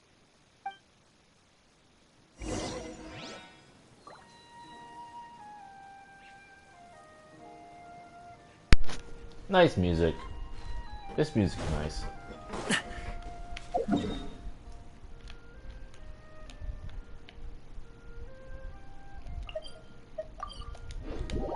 Alright. The Palais Mermonia.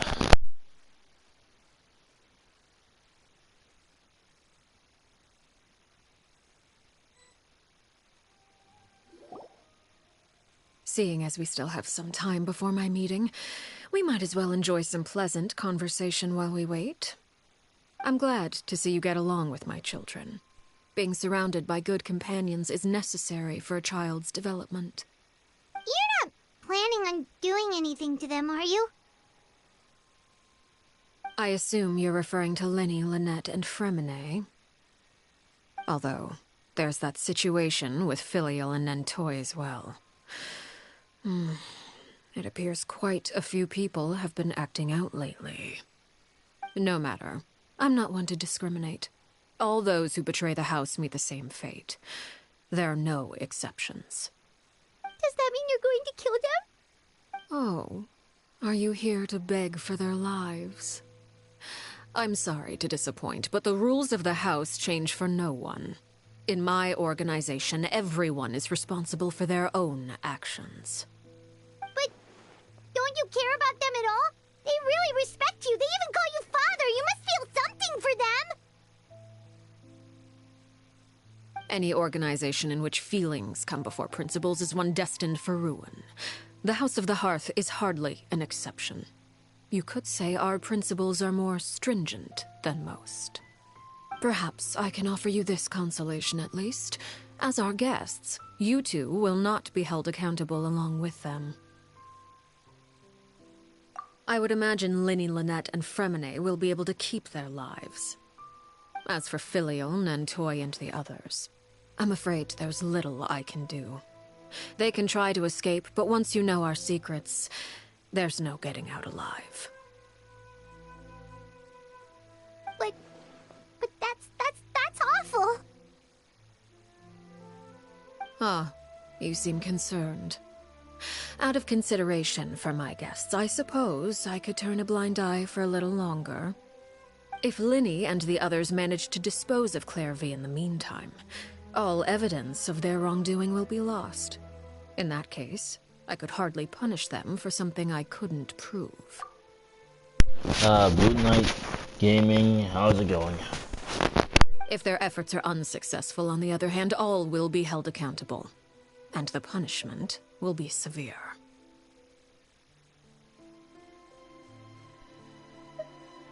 Of course. Oh, and here, I believe this belongs to you. Do try and keep better track of it next time. It takes a considerable amount of time to train a bird like this. It would be such a pity if you were to lose it. Permanently. Wait, where did you get that? Well, I'm afraid that's all the time we have to chat. Now, for the matter at hand. I asked you to meet me here because I have business at the Palais Mermonia. It has nothing to do with you, but I think it would be prudent for you to stick by my side for the time being.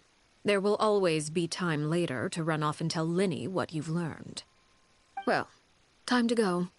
Looks like we wrapped things up just in time.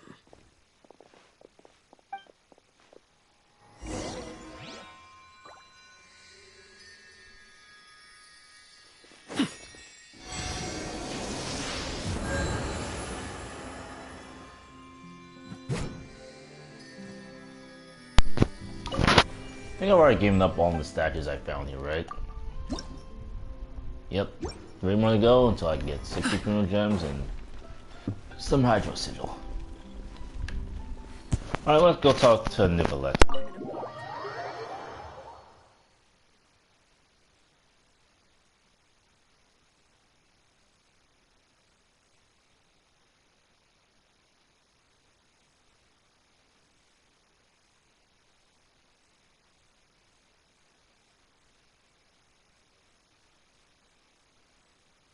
Good to hear that you're doing well.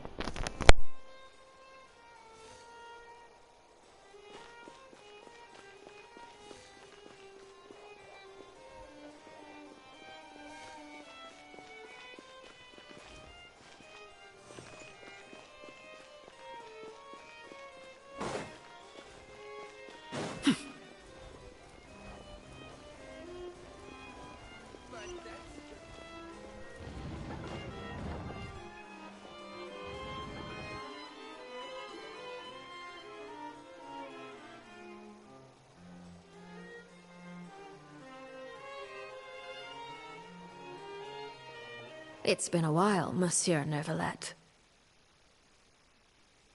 I must say, I wasn't expecting my meeting request to be approved quite so quickly. The Palais Mermonia operates with an efficiency worthy of admiration. It is only right that an esteemed diplomat such as yourself should be afforded the proper level of respect. Although, if I may speak plainly, I must confess that I did not anticipate we would have the occasion to meet again after presenting you with the Gnosis. I see you've brought the Traveler and Paimon with you as well. If I may inquire as to the purpose of your visit. I'll be departing Fontaine shortly. There is, however, an outstanding matter that I would like to see resolved before I go. It requires a rather lengthy explanation, I'm afraid. So I took the liberty of explaining everything in this proposal. Please review it at your leisure, Monsieur Neuvillette.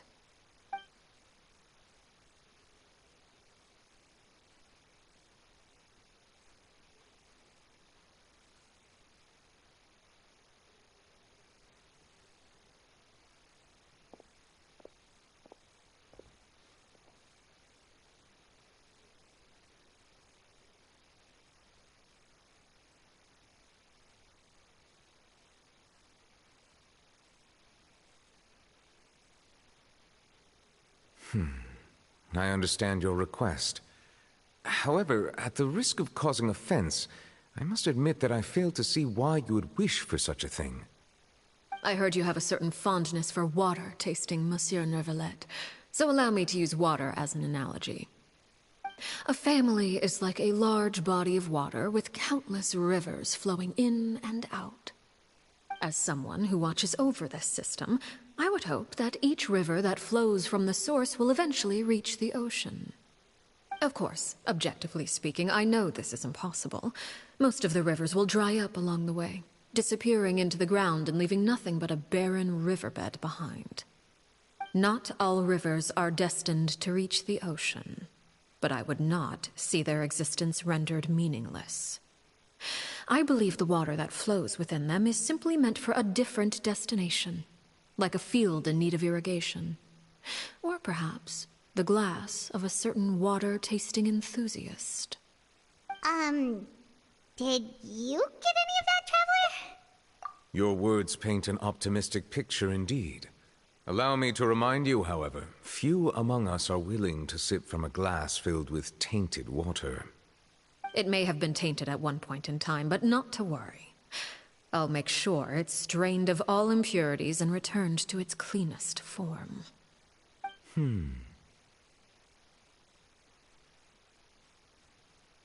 I seem to recall there being a transactional aspect to your proposal. Perhaps you could expound on that? If you accept my proposal, Monsieur Neuvillette, I will gradually withdraw my forces from Fontaine. And, unless absolutely necessary, I will no longer carry out any special missions within Fontaine. I presume I can take your words to mean that, in the future, cases similar to the Tartuffe assassination will cease to cross my desk? Tartuffe? Ah, that thief who embezzled funds from all those charities, you mean? My deepest condolences to his family, but without any evidence, I cannot imagine how the House of the Hearth might have been involved in his passing. Of course, if you accept my proposal, Monsieur Neuvillette, I'm sure certain measures could be taken to reduce the frequency of such troubles. You choose your words carefully indeed. In that case, I am inclined to accept your proposal. My thanks for your generosity, Monsieur Neuvillette. Well, with that settled, we should be going now. I took the liberty of bringing along 2 bottles of spring water from Snezhnaya for you to enjoy. I do hope I get the chance to hear your impressions. Perhaps at our next meeting, yes? Indeed. I trust you would not overlook your commitment in the meantime. All right, Traveler Paimon. Time to go.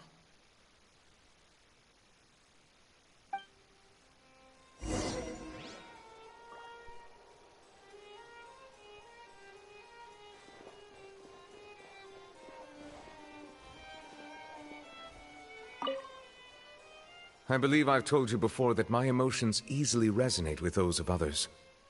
Yet in the few meetings I've had with that Harbinger, I haven't been able to sense any aspect of her emotional state. Her mind is like a still body of water. Who knows what darkness lies in its depths, and the lack of ripples on the surface gives nothing away. It's unclear whether this is her natural state of being, or whether it's an incredible strength of will that gives her the ability to master her emotions. Either scenario, however, suggests she is a very dangerous individual. I do not expect an explanation as to why you two are by her side. Whatever your reasoning, I would only advise you to take caution.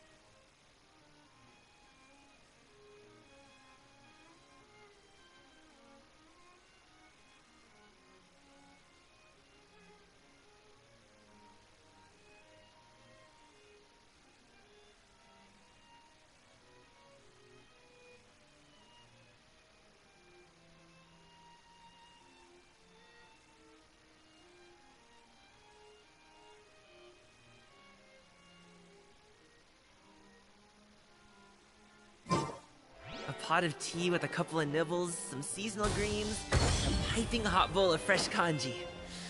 That's a dope breakfast right there. The perfect way to start your day.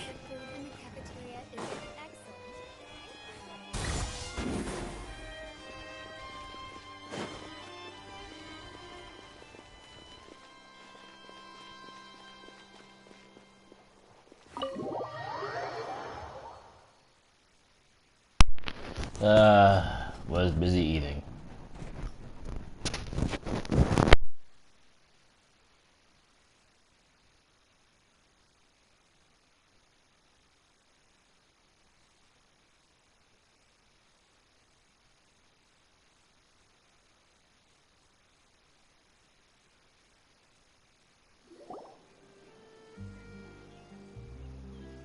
So, what exactly were you talking about back there? Paimon only heard you mention some rivers, a large body of water, and then some kind of irrigation scheme. You really want to know? I would imagine there might be more pressing concerns at the moment.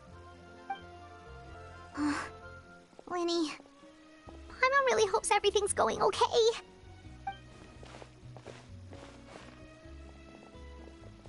Oh, Paimon recognizes that look. You've got your ticket cap on, don't you, Traveler?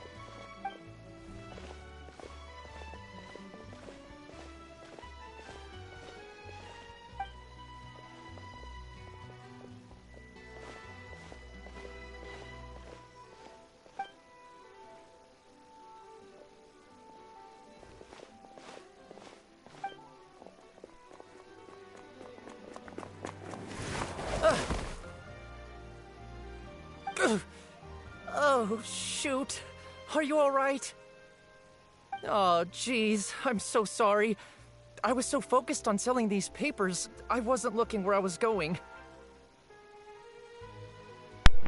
You suck, Traveler. You actually suck. Well, let me make it up to you at least. If Take this paper. On the house.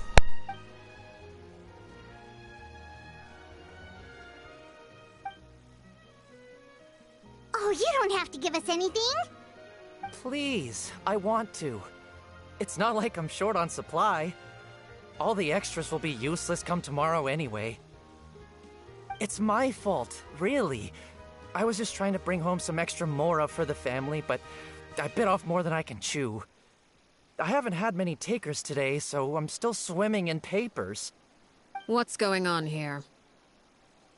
Nothing much. I just ran into your friend here on accident. I should probably get going, actually, so... Hold on. Of course, I'm happy to compensate you with mora, it's just... I don't have any on me at the moment. I'll take 3 papers. Here. Your payment. Oh! Thank you for your patronage. May the Archons bless you with good fortune. If only I had the chance to run into such generous customers every day. I should probably just take on a smaller inventory though, right? I'm getting married soon, so sometimes it's hard to not get ahead of myself. Anyway, I should head out. Goodbye! Well, now that my affairs are settled, we should take the boat back to Poisson. We've even acquired some light reading to enjoy along the way. Actually, why don't we stick around for a little longer?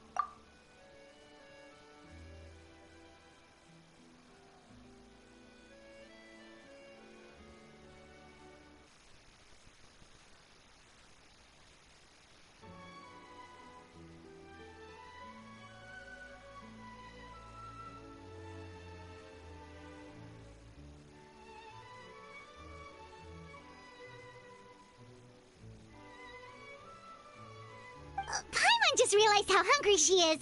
She can't head back to Poisson on an empty stomach.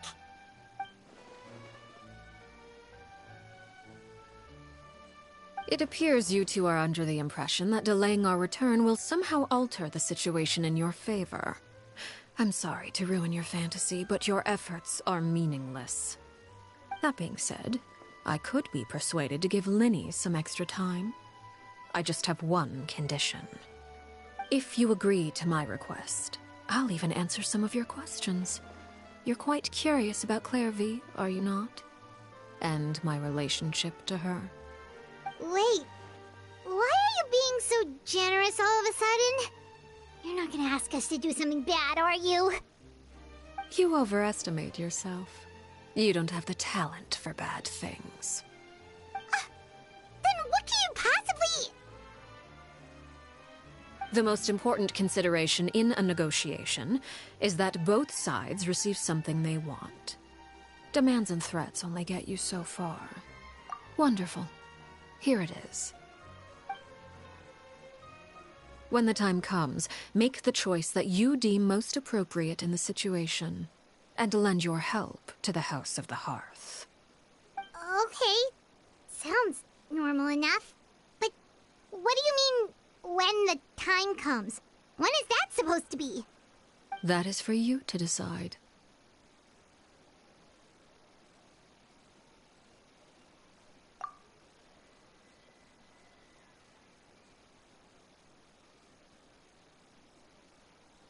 Then we have a deal. Follow me.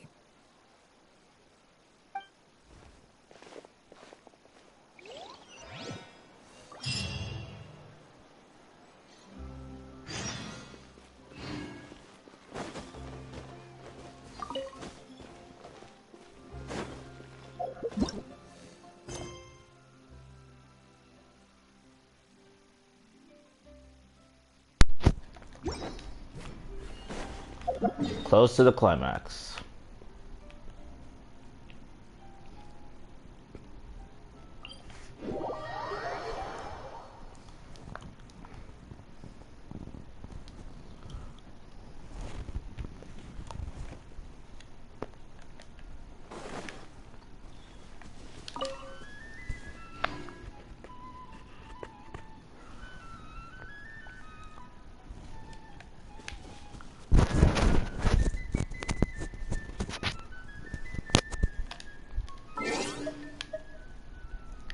Something tells me my Gami's not gonna cut it.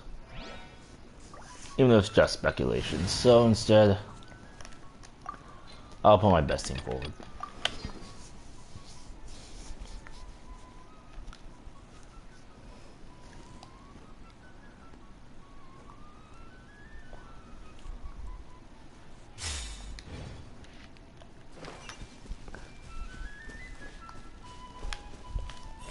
Everyone hold hands!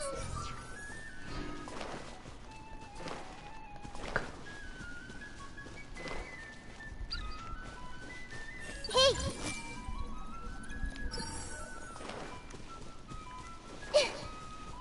I don't even need these rainbow roses anymore.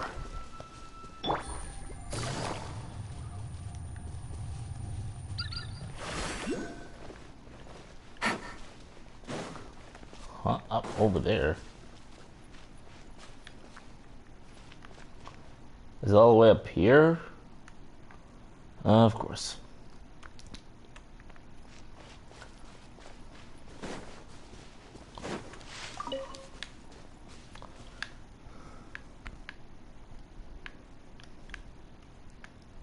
Looks a bit high though. Take it easy.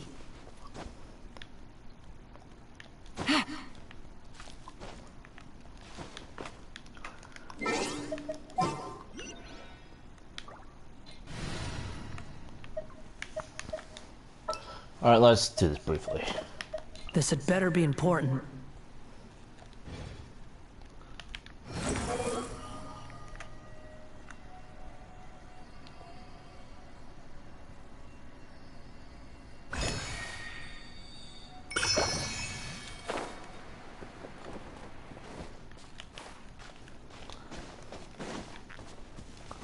Yeah, you definitely gotta get the Wanderer. There's some of these things. Kazuha, Shinyun, or the Wanderer. You gotta have at least one of them to have at least an easier time traveling and picking up these stuff.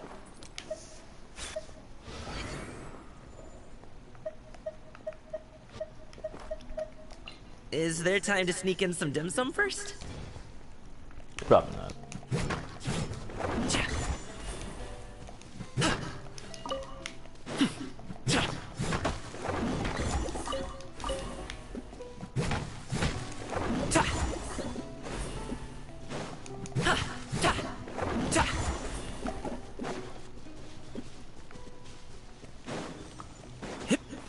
Alley-oop!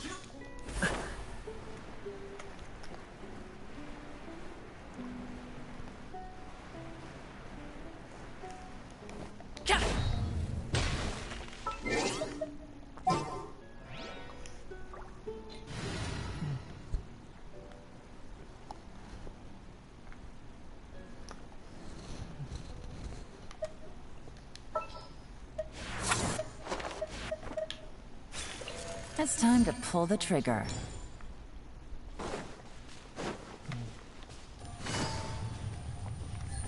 My finger is on the trigger.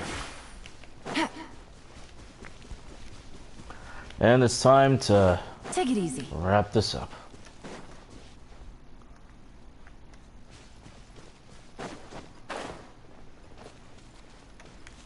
Mount Issus East. Alright, here we are. Let's fight. ASAP.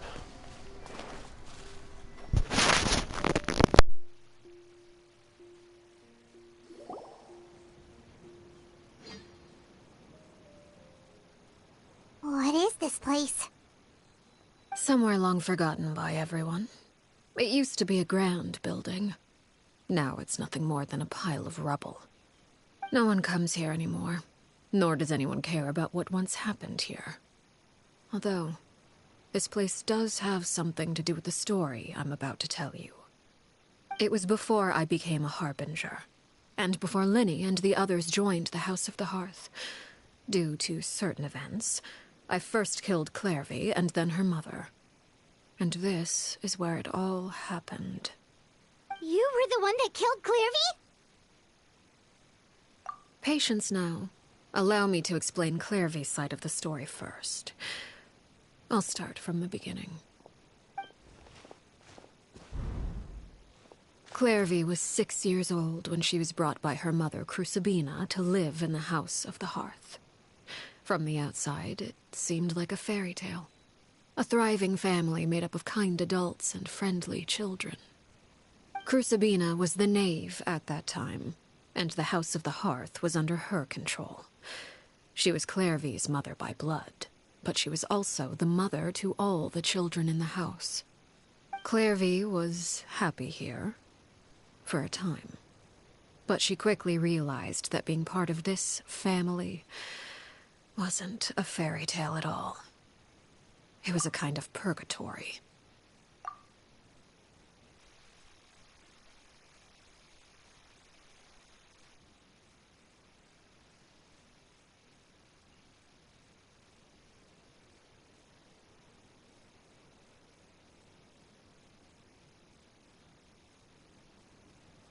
Purgatory?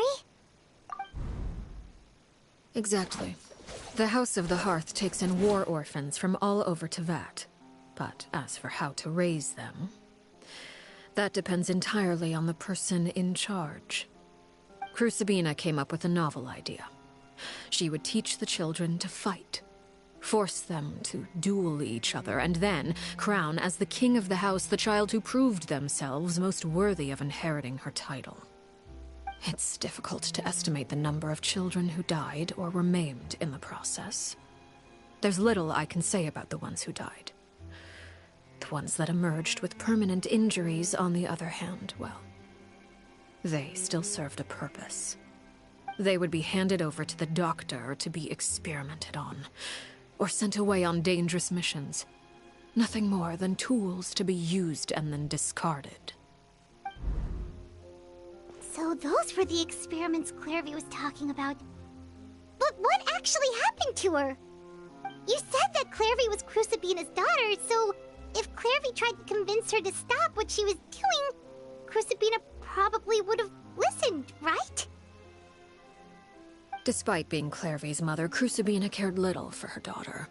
She forced Clairvy to join the House of the Hearth only as a means to demonstrate her own impartiality as a mother, to prove that she treated all her children equally. Clairvy did try to convince her mother to change her ways, but it was to no avail. After her efforts failed, the only other option was to rise up and try to fight back. Unfortunately, the other children had already been thoroughly indoctrinated into the illusion of happiness Crucibina had created. Of course, there was one exception. Someone Clairvy's age, who knew the truth about the House of the Hearth. Her name was Peruere. Wait, the friend that Clairvy mentioned? Friend, huh? I suppose we can call her that for now. Clairvy was a cheerful and passionate person with a tenacious spirit. Peruere, on the other hand, was rather cold-blooded. Her cold-blooded nature allowed her to see through Crucibina's facade. Yet, it was also this cold-bloodedness that prevented her from acting against it. At least at first. While Clairvy longed for freedom, Peruere was convinced that, amid all the fighting and violence, she would make it until the end.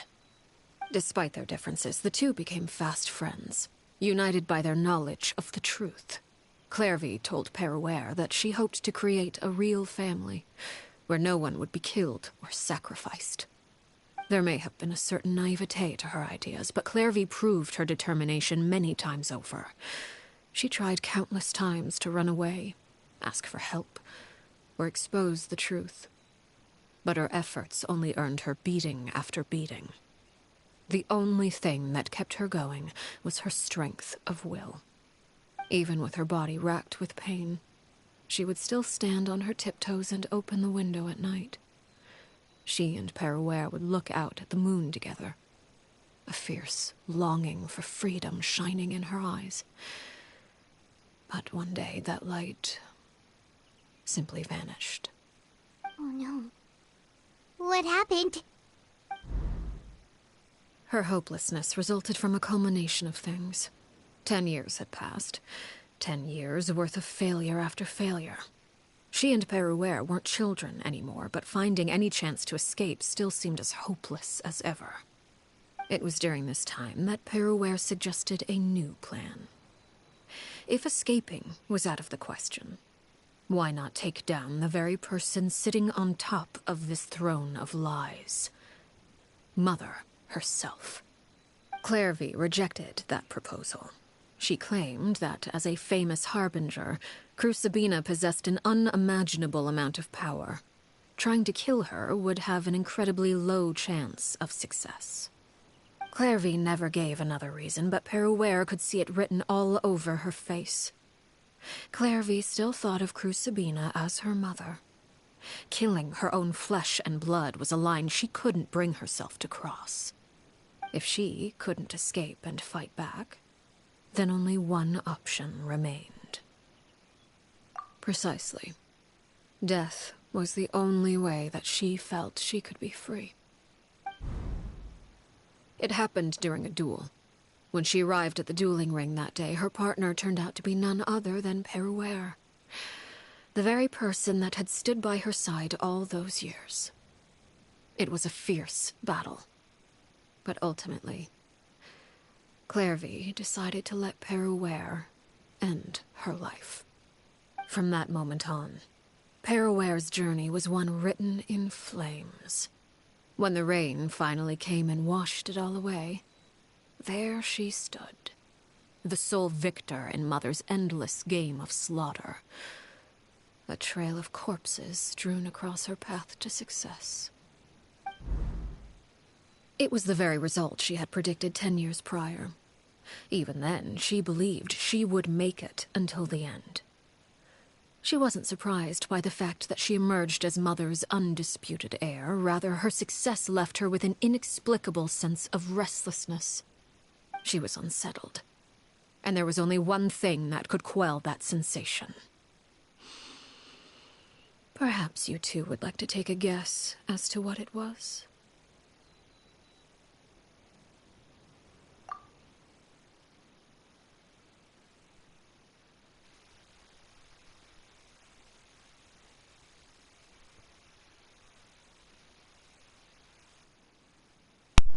Killing the person at the very top.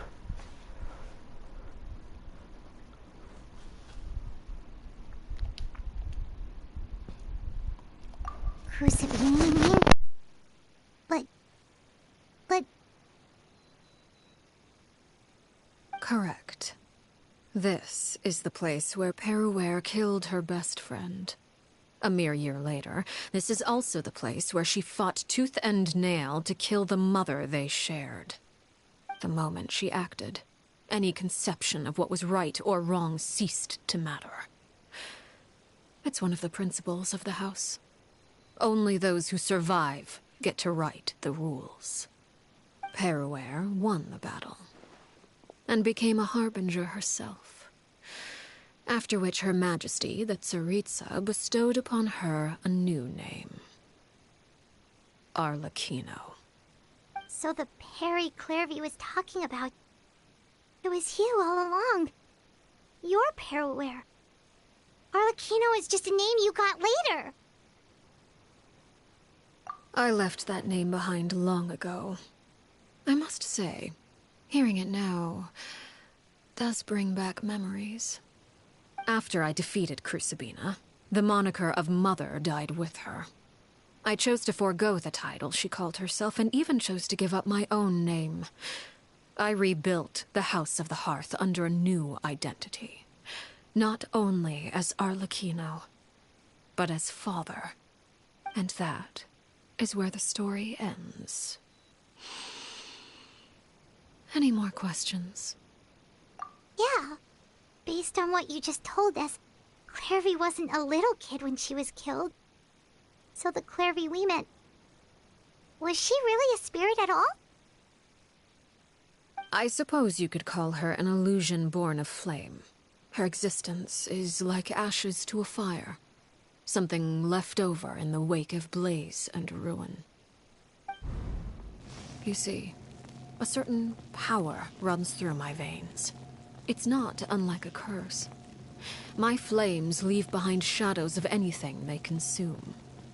Of course, the chances of those shadows morphing into a sentient entity are exceedingly slim. Clairvy is a very special case. Clairvy died when she was 16 years old, but what emerged from the flames was her 6-year-old self.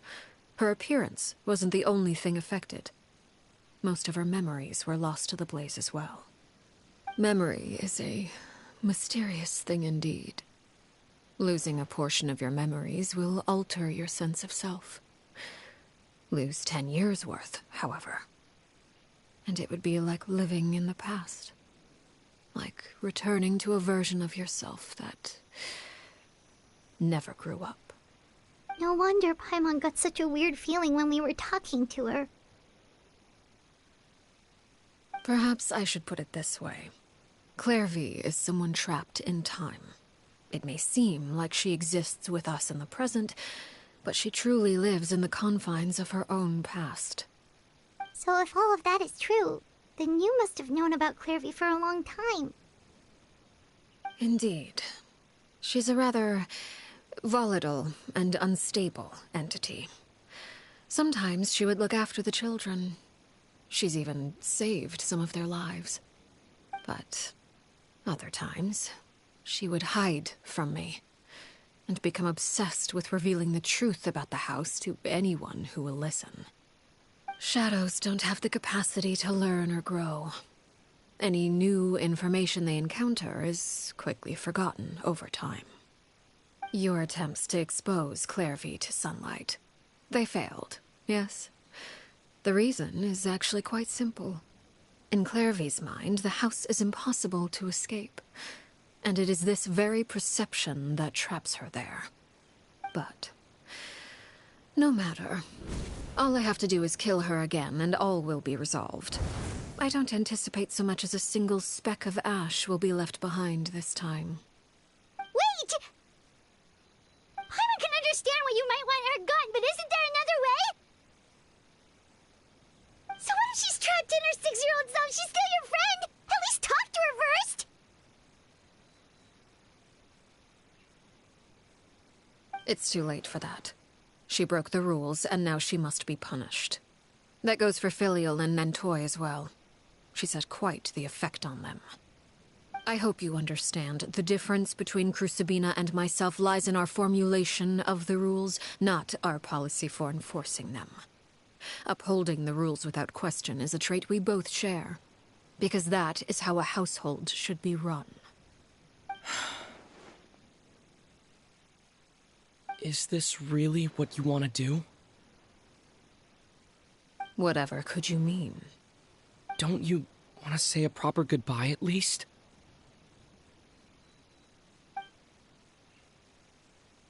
Whether as a killer or as a father, there are two things that must be avoided at all costs: anger and sorrow. Anger makes you impulsive. Sorrow causes you to waver. Well, it appears it's about time to proceed. Before we arrived, I told some of my well-behaved children to bring our troublemakers here by nightfall. I do believe I've kept my end of the deal. I gave your friends quite a bit more time.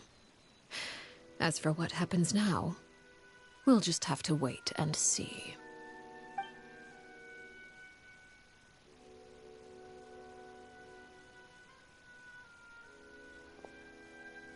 Here they are, Father. You gonna execute him?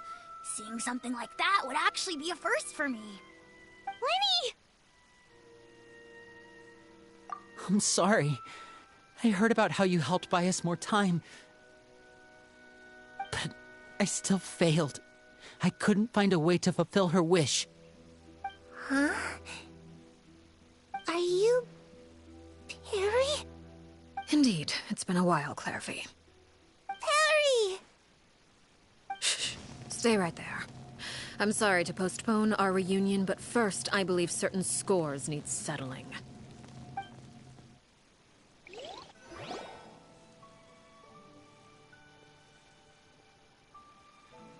Father, let me explain. Out of my way. Father! You chose to conceal a threat to the house. And for that, you must be punished. Overall, however, I suppose your wrongdoing is hardly the most egregious of the bunch, so I'll deal with your punishments later. As for right now, the more pressing concerns are the traitors among us. By traitors? Do you mean us? Father, let me explain. We didn't mean to... Fultz, why don't you share what you heard? Yes, Father. Secret Midnight Meeting number 3. Participants, Filial, Nantoy, Sato, Toddy. Nantoy clearly said, if only Father wasn't the one who took us in. Sato added, I'm sick of this life. I just want to live as a normal person. Filial was the worst of them all.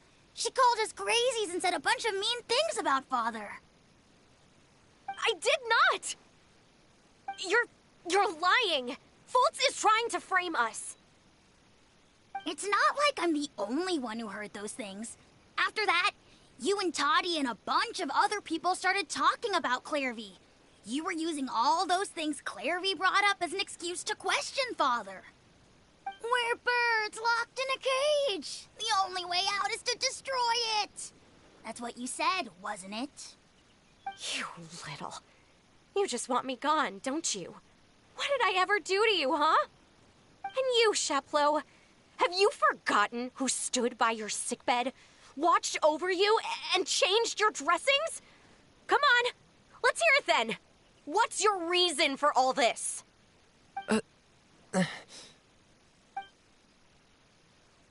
You're wrong, Filial. We don't want you to die. You're our family. Liar. You wouldn't be doing this if that were the case. So why? Why have you backed us into a corner? We all live in the House of the Hearth. You know the type of work we do, Filial. A single betrayal can cost dozens of us our lives. Happened before. That kind of thing is hard to forget. That's why the House of the Hearth cannot tolerate any form of betrayal. Ever since we came to Poisson, you've had 7 secret meetings. A lot of the things you talked about really crossed the line. You've been spying on us for half a month? Wait a second. Now that I think about it, the move to Poisson was just a way to make it easier to spy on us, wasn't it? Because we were all in one place. You've had this planned all along. Filial, Nantoy, I'm sorry. I owe you both my life. I owe Clairvy too. If it weren't for all your help after I got poisoned, I wouldn't be standing here today. If this were any other situation, I would do anything to repay that kindness, even if it cost me my life. But rules are rules. I'm sorry. My hands are tied. Why? Why? That's enough, Filial. We made a mistake, and we should own up to it. We broke the rules, plain and simple. And now we have to face the consequences. I'm sorry, Sheplo. Fultz. I'm sorry, Father.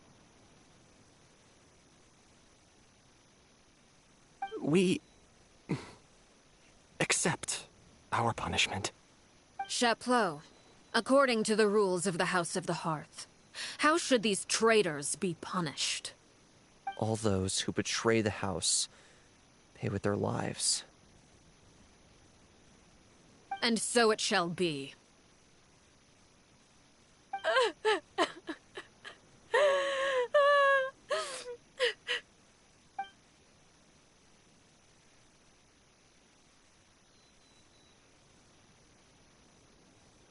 Father, please wait! Something you want to say, Linny? Please reconsider, Father. What Filial and the others did, does it really count as betrayal? We all come from broken families. From the very first day we joined the House of the Hearth, we wanted nothing more than to make it a real home. But the truth is, none of us know what a real home should look like. I'm not saying I have all the answers. All I know is this. Killing Filial and the others may uphold the rules, but doing so will only bring us further away from being a real family than we've ever been.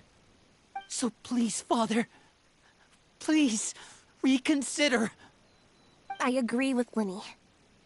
Father, please. Linny, you...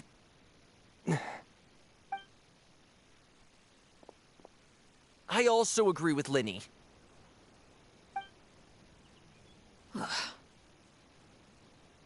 An order once given cannot be rescinded. However, given the extent of your determination, I suppose we shall have to go about this a different way. Draw your weapons and face me. Our weapons? Father, are you referring to a duel? Precisely. The rules of the house will not be altered. Traitors must be punished. However, resolving disputes with a duel is also one of our rules, one that also applies to me. Demonstrate a sufficient showing of strength, and I shall offer a concession. Wait. Beat Father in a duel? Impossible. Father is way too strong, even for Linny.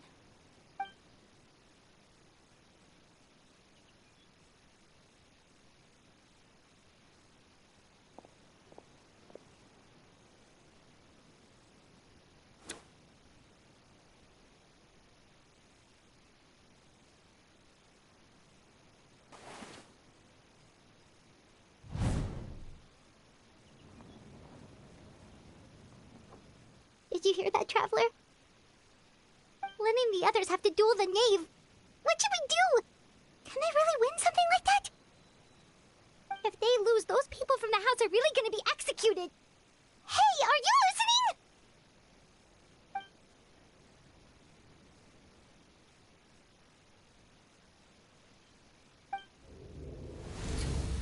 Don't you want to say a proper goodbye at least? Anger makes you impulsive. Sorrow causes you to waver.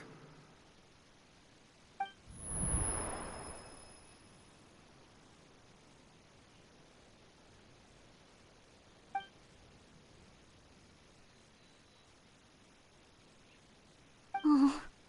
Looking at that expression on her face, she seems really serious about this. Guess that means there's no chance she's throwing the duel on purpose, huh?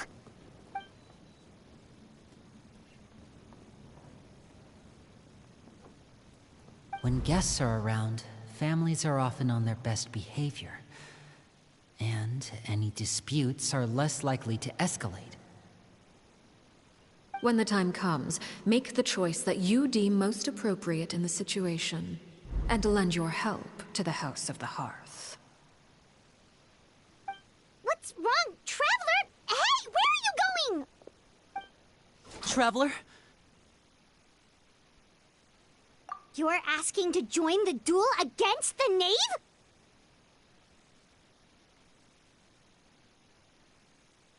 I'll allow it. We do have a ready-made dueling ring at our disposal, after all. All I would advise is this. Keep a firm grasp on your weapon, and give it your all. Any less, and you may just lose your life.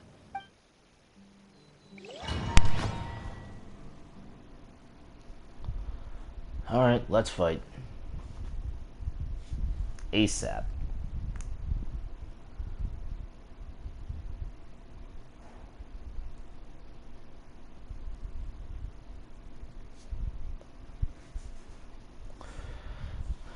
Come on. I don't have all day.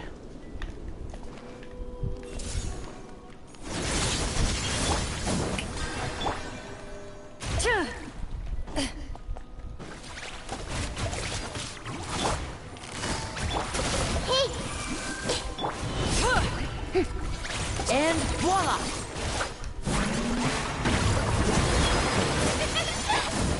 Is it my turn now? Busted. Here comes the catch.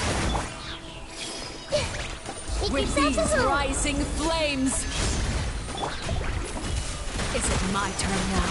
Hang in there.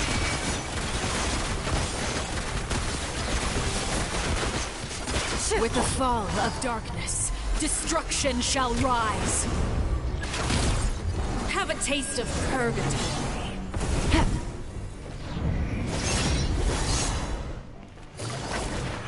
If I really have to draw my blade. Look at this. Trapped like a bunch of helpless. Who's next?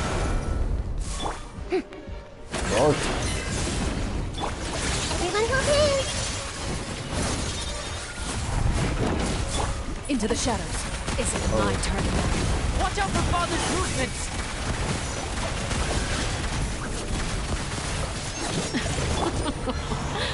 Look at you. Trapped like a bunch of helpless animals.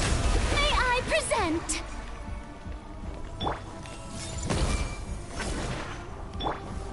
Hang in there. I see everything!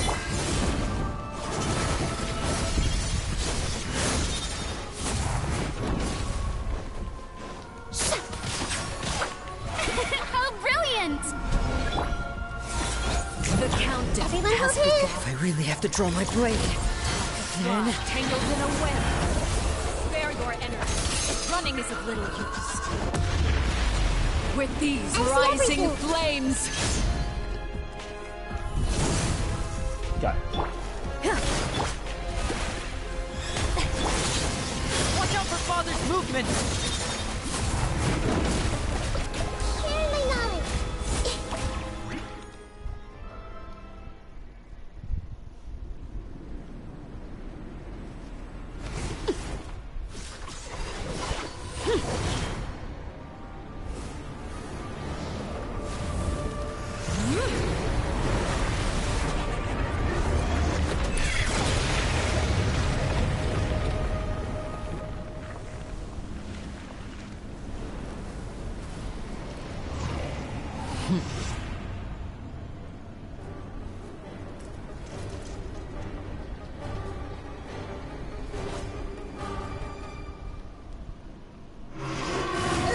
Consciousness has been seared away. My blade is all that The remains. show begins! Holy shit, man.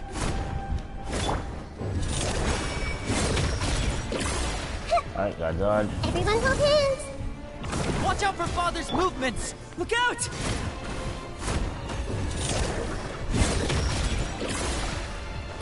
Time to shine!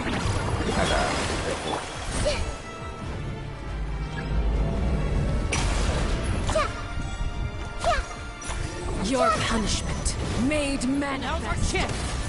Over here!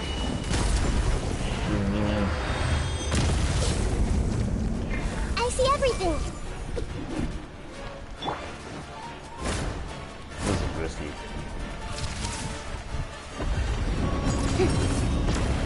The sun and moon have set. Watch out for Father's movements! Look out! And I get free.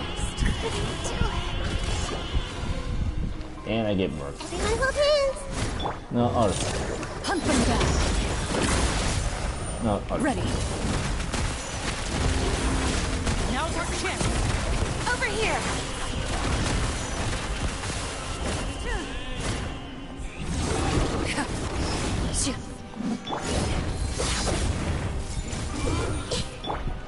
Loaded.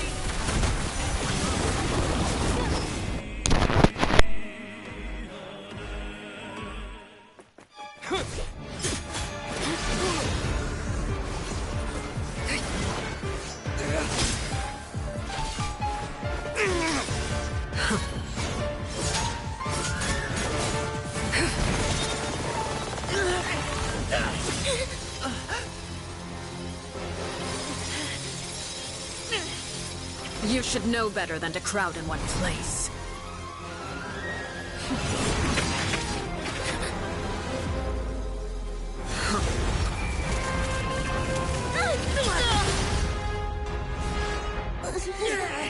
Oh, I know. Now! I'm sorry, Father!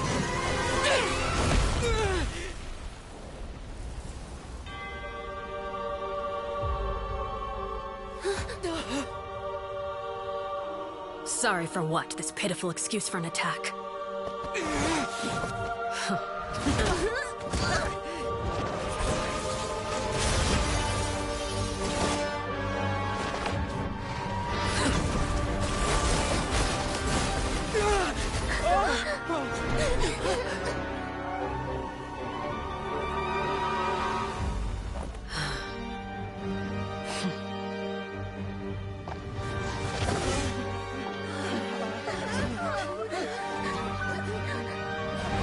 Father, no!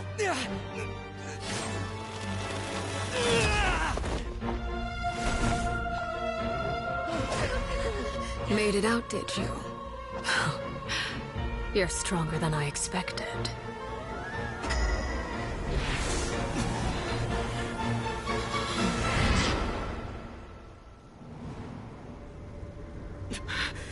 A crimson moon? I can't move.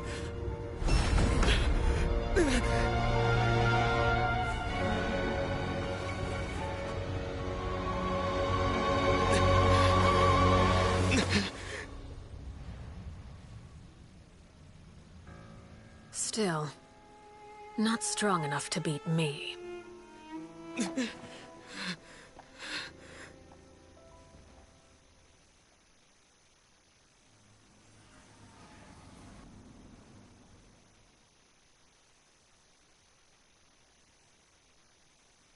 Get sunned. That's all I gotta say.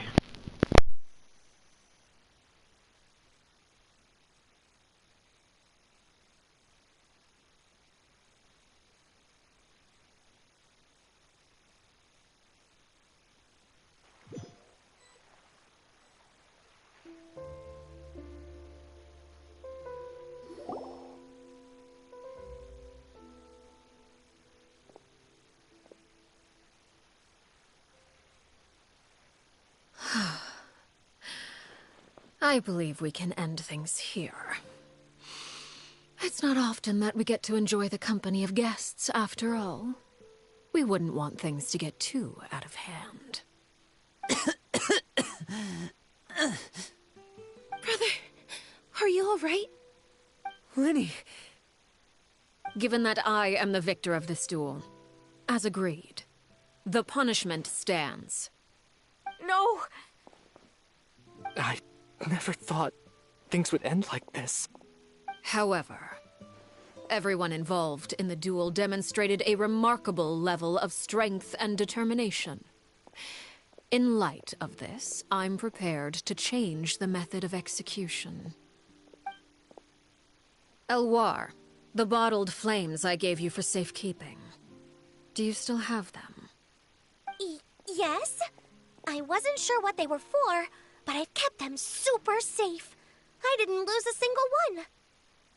Wonderful. Then, in just a moment, I'll have you administer them. Bottled flames? Indeed. They're the product of a secret experiment. Under certain special circumstances, flames can be extracted from my person and preserved. Once ingested, searing pain will spread across every inch of your body. No harm will come to you physically, but your memories will be burned away. If you can withstand the pain. When you awake, you'll have forgotten everything you know about the House of the Hearth, and will be expelled from the organization. In other words, administering this concoction will kill the version of you that grew up in the house, and give you a new identity.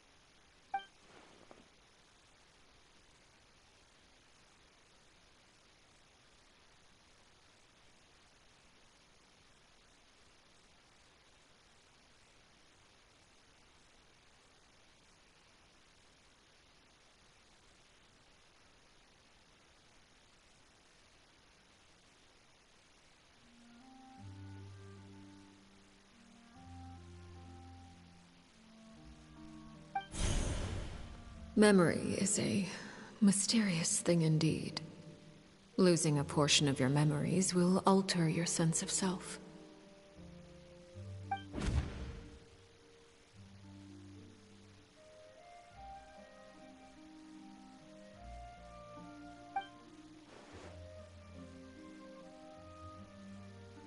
So, you're just letting us go, Father? You misunderstand.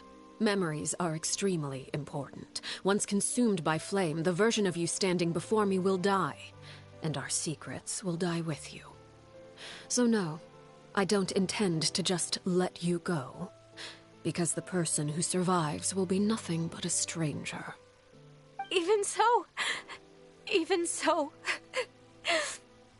I won't have to live in fear anymore. I'm sorry, Father. I'm sorry I let you down. But I really...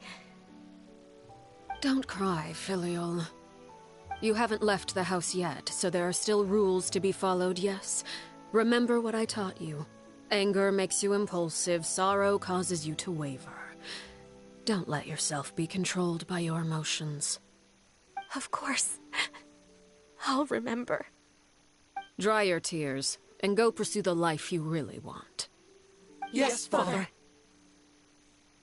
Chaplot, Foltz, Elwar. Take them back to Poisson. And bring Lenny and the others as well. I prepared 3 extra vials of bottled flames. As for whether to take them, the choice is yours. Goodbye, children. The next time we meet, I will no longer be your father.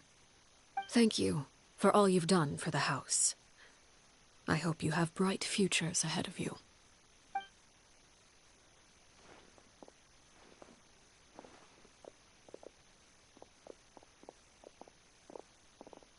Father.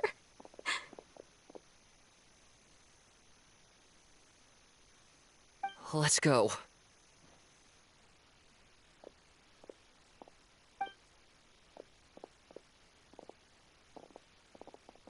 Here, grab my arm, Lenny.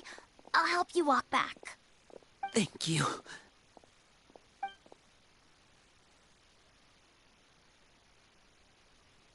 Clairvy.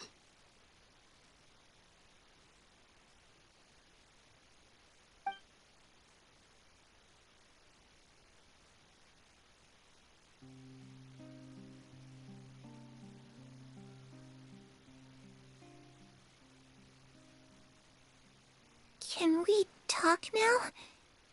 I've been waiting for a super long time. You really are Perry, aren't you? I haven't seen you in so long. How come you're all grown up?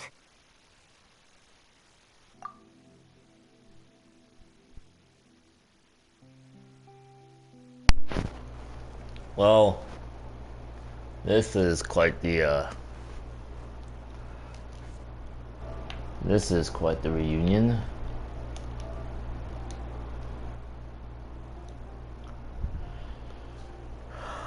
So basically, this entire story quest was one huge misunderstanding. You would have known. Wait, did I somehow travel to the future on accident? Or am I dreaming? What a long dream. Neither. You died, Clairvy. That's what happened. You could have at least sugarcoated it a little. Look, she's done speechless.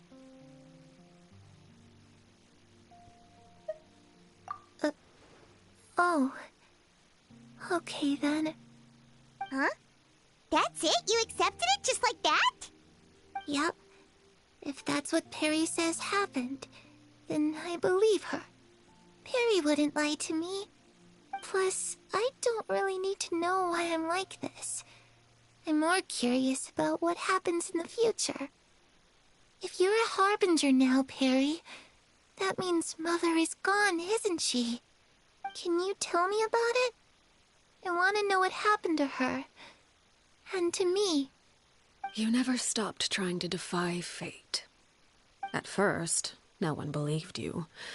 You could only vent your frustrations to the moon. In fact, you often sought comfort in the night sky. You wanted to see the aurora, so one night we promised each other we would go to Snezhnaya to see it together. Later on, you tried to run away, but you were brought back each time. Mother spared your life, but it wasn't out of kindness. Instead, she decided to make an example of you by slowly torturing you over time. That way, the other children would know what happens to traitors. Still, you never gave up. Mother hoped that through ruthless duel after ruthless duel, she would be able to crown an ultimate victor among the children she raised. But you called on everyone to unite, to fight to a draw in order to reduce casualties. Your efforts may have only delayed the inevitable, but still. You gave them hope. You tried everything you could think of, but every attempt ended in failure. Still, you never turned your sword on Crucibina, and you never turned it on me. On that gloomy day, you told me, "For the last 16 years of my life, I've done everything I can to fight for freedom. But now, I realize that the only freedom I truly possess is the freedom to choose to die." I never imagined I would say something like that. I must have been feeling really worn down. But somehow, I still think I understand. According to Mother's plan, only one of us was going to make it until the end. And I always hoped that person would be you. If I could do it all over again, I still don't think I would make a different choice. Even when I first met you, I knew you'd be able to do what I couldn't. Is that so? Even now, I'm not sure I truly understand what kind of freedom you were trying to pursue.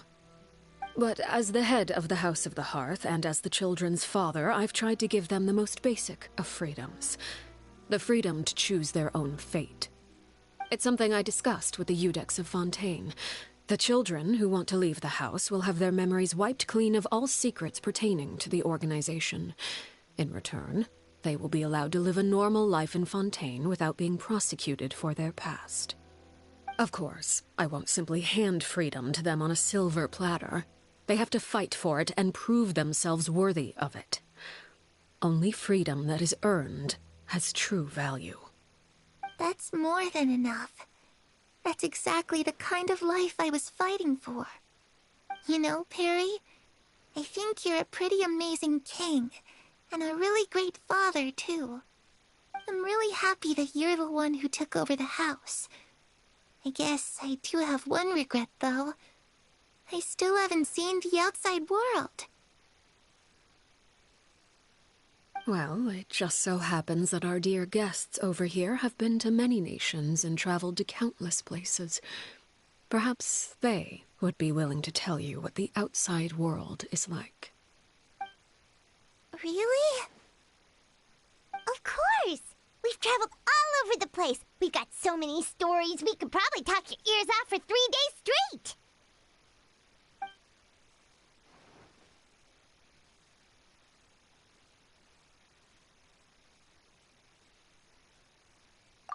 You know, I used to dream of being a bard. Playing the lute while singing into the winds of freedom.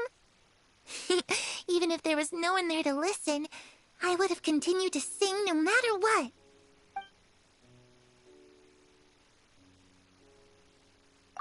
Ah, that's where Mora comes from. I never knew that before. If I had some Mora, I would buy 3 new dresses. One for me, one for Perry, and one for Mother. It's just too bad Perry doesn't like wearing dresses. And Mother, well, she probably wouldn't accept something like that either. I guess I'd just have to keep them all for me then. I could wear a different one every day. Those yokai you mentioned, what do they look like? I once saw a drawing of this one guy with horns on his head and a super scary face. Are there any yokai like that? sounds like you're talking about an Oni. Yep, we've met one, and let Paimon tell you, they're not nearly as scary as they look.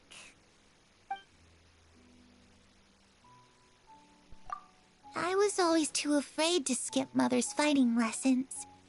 But at the academia, I bet you could do all sorts of secret things in class. Things that have nothing to do with studying. I'm just kidding. Being able to study whatever you want without having to fear for your life actually sounds pretty great.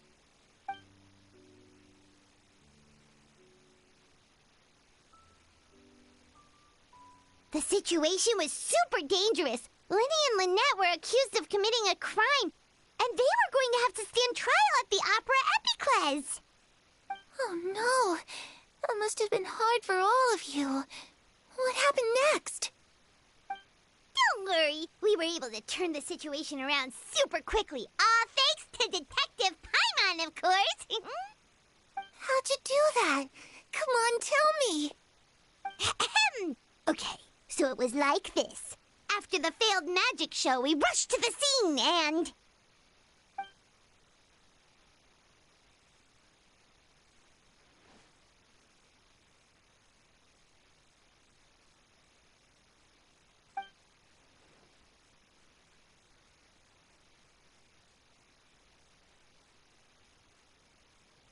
Shadows don't have the capacity to learn or grow. Any new information they encounter is quickly forgotten over time.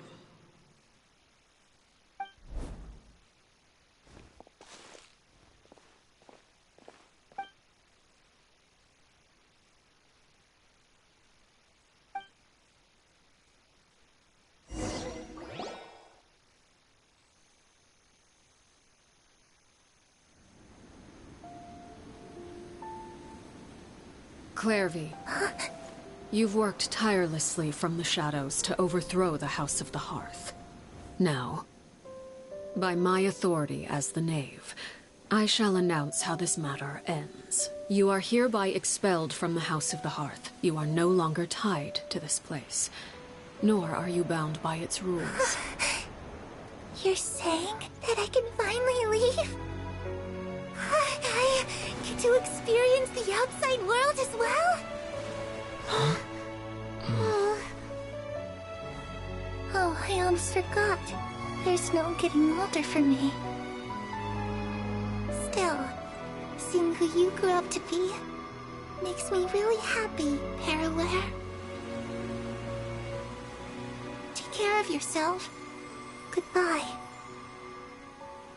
May we meet again someday.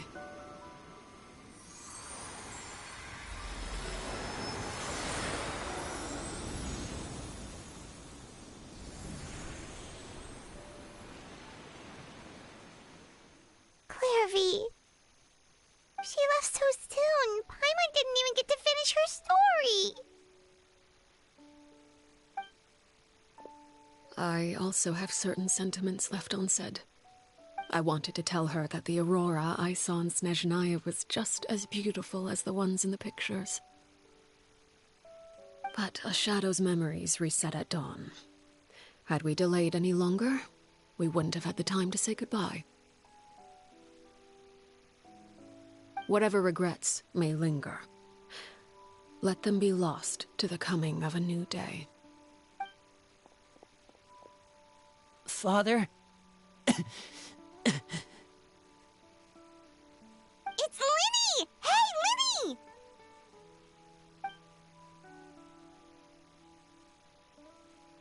What is he doing back here? Let's go check it out.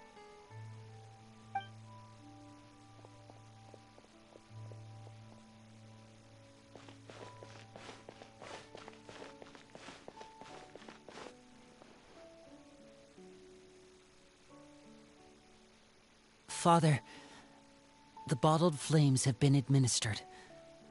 Filio and the others have left the house. And you? What have you decided? Thank you for giving us that choice, Father. But we never wanted to leave the house. It's the only home we've ever known. Lynette and Fremine feel the same way. They're recuperating back at the Hotel Bouffe d'été. But I decided to come back and tell you where we stood. I'm sure you're well aware of the expectations I have for you. I want you to follow in my footsteps and become the next king of the house. Yet you seem to have different ideas. I must admit, I'm rather surprised by your decision to stay. There's nothing wrong with choosing to live a quiet life. Leading this organization is a heavy responsibility, one not so easily carried by someone forced onto the throne.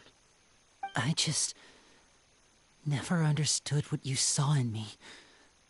What made you believe I was deserving of that throne? You're brave, talented, and, most importantly, you cherish your family. You would do anything to protect them, even if it costs you your life.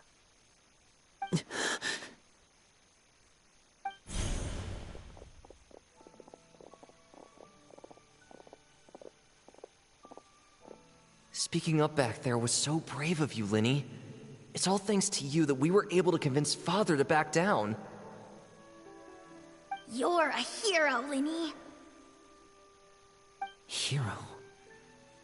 Father is the real hero. Had Father gone all out during the duel, there's no way I would have walked away with my life. She must have had it all planned from the beginning, from the very moment she suggested a duel. I'm not deserving of that title. I'm not strong enough or smart enough. You're wrong. In my opinion, all you need to be deserving of the throne is conviction and the necessary strength to act on it. We may have different ideas of what it means to be a family, but you can hardly be said to lack conviction. What you truly lack is strength. For someone of your talent, though, that's something that will come with time. Even without that strength, you still chose to face me in a duel, even though the odds were stacked against you. That capacity to honor your convictions is what I truly see in you. Father. No one knows what the future holds, what tragedy or triumph may be in store. Being at the head of this organization requires the strength of will to face whatever comes. Caution will only hold you back. If reaching a certain standard were required to go after what you want, I would never have succeeded in killing my predecessor. Back then, there was still a considerable gap between our abilities. Strength may decide the ultimate victor, but those who let a lack of strength dictate their decisions or undermine their convictions will never be worthy of the throne. I understand, Father. Thank you. Children must grow up to surpass their parents. Only then can a family continue to flourish. The road ahead is not an easy one, so I'll ask you one last time. Are you certain you want to stay? You've done so much for me, Father, and that kindness must be repaid. Plus, with Project Stuja at hand, there are many dangers ahead, and I, for one, don't intend to back down. Protecting my family at all costs. That's my conviction. Then you're welcome to stay. As for Project Stuja, you need not be too concerned. If those cowardly businessmen and heartless dignitaries try to take us down, I'm prepared to teach them a lesson. Having members who longed for the light was our organization's last weakness. With those members no longer among our ranks, the House of the Hearth is like a spider hiding in the shadows. We need only wait for our prey to come to us. At present, our imperative is to use their plan to our advantage. In doing so, a crimson moon shall rise amid the frigid blizzards of winter. No demonstration of loyalty shall go unrewarded, and no sacrifice shall be in vain. As for the two of you, whether we meet again as friend or foe, I'll remember the camaraderie we shared in this moment. No matter how arduous the journey ahead, I hope we both reach our desired destination.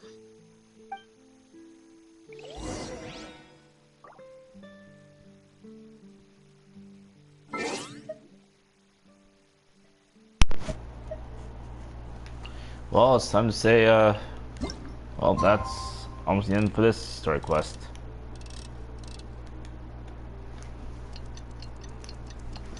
Two days later.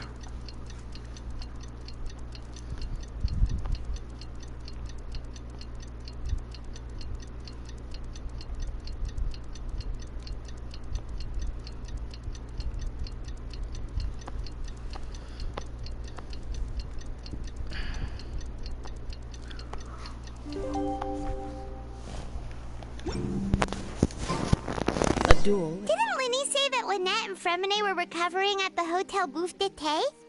Oh, Paimon wonders how they're doing. Maybe we should go check on them. You will not wield it effectively against your foe.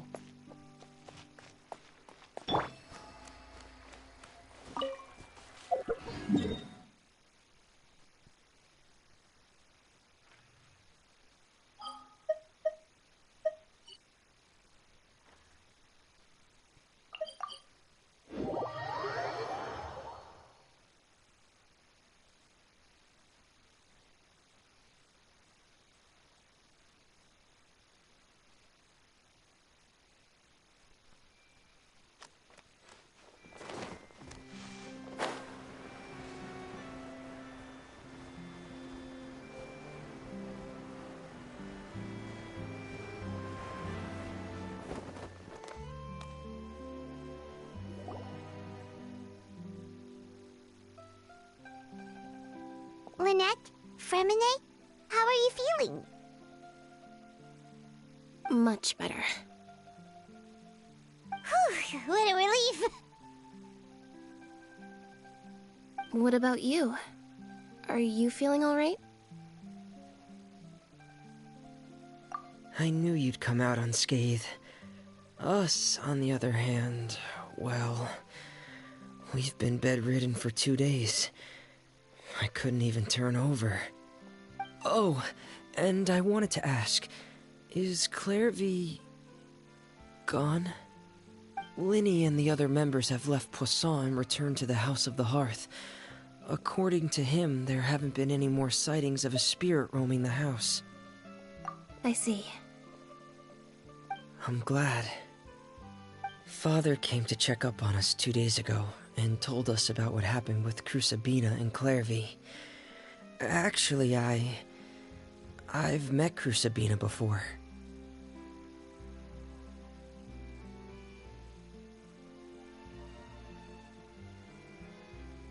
Wait, what? You've met the former knave? Crusabina died a year after Clairvy. It was during the year between their deaths that I joined the House of the Hearth. Crusabina had an extremely cruel and radical way of doing things. While she was alive, the atmosphere in the house was suffocating. When I joined, though, the experiment she valued so much had already come to an end, and all the people involved, dead and injured alike, were gone. Crusabina never talked about the past with us newcomers. A couple of months after I joined, Father killed Crusabina and burned all her files. With that, the names of all the people subjected to her experiments, Clairvy included, were lost to the flames, along with the painful memories they represented. Father took in Lenny and me a couple months after that, but she never mentioned anything about Crusabina or Clairvy. It really seems like something she was planning to keep to herself. The last time you talked to her, did she mention why she kept it a secret for so long? She said she didn't want us to be affected by the darkness of the past. She was worried we'd develop a false sense of gratitude towards her if we knew about it.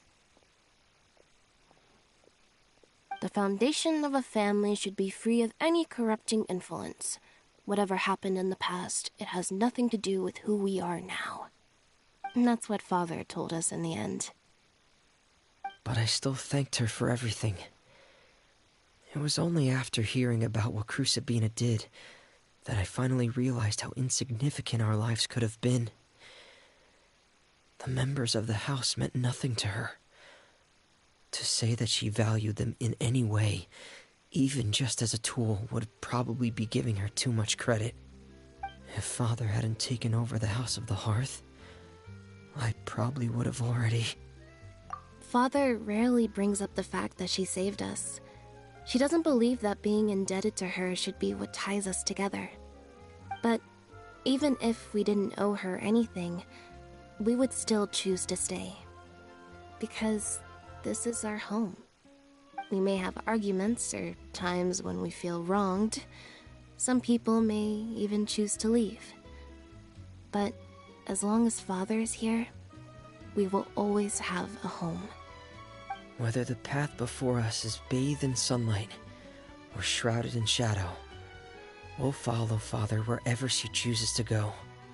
So I wanted to say thank you for helping us make it through this crisis. Without your help, we could have lost a lot more along the way. Oh, we didn't do anything, really.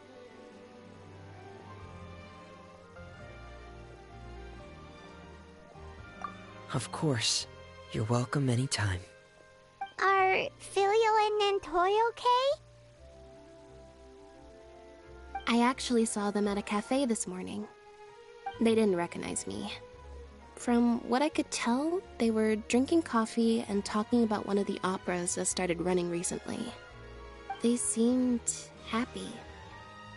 If I had to take a guess, I would say they finally found the kind of life they always wished for.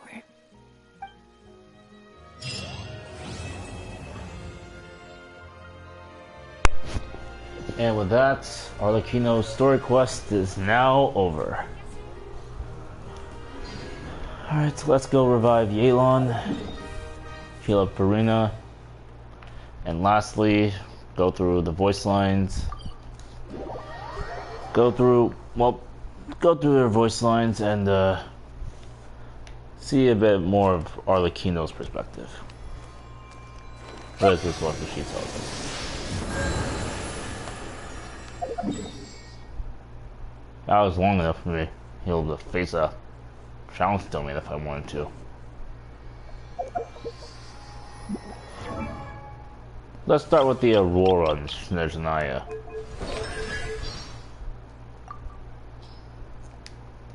Ah.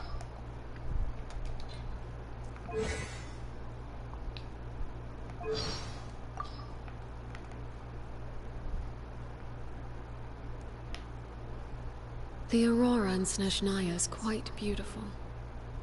Certainly worth a visit. And then about the Torre.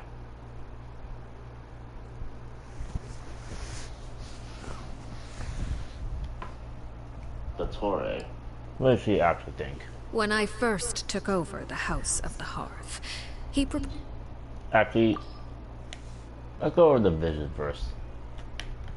For the longest time, there wasn't anything I desired, until the idea came to me to assassinate Crucibina. It was a ludicrous thought then. She was a harbinger, famed and experienced, and nearly everything I knew about fighting was taught by her hand.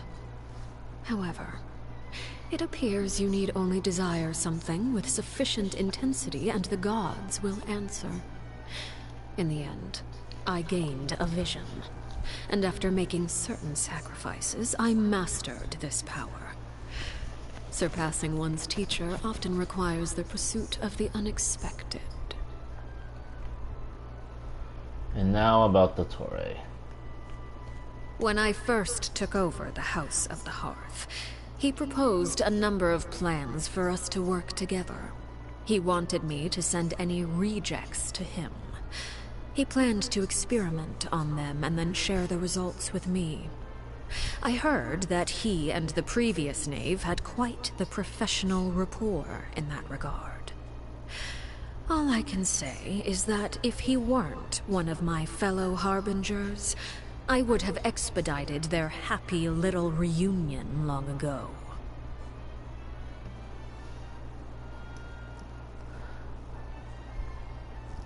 Yep. You've heard it from here. You have heard it from here. She likes the Tory almost as much as the Wanderer.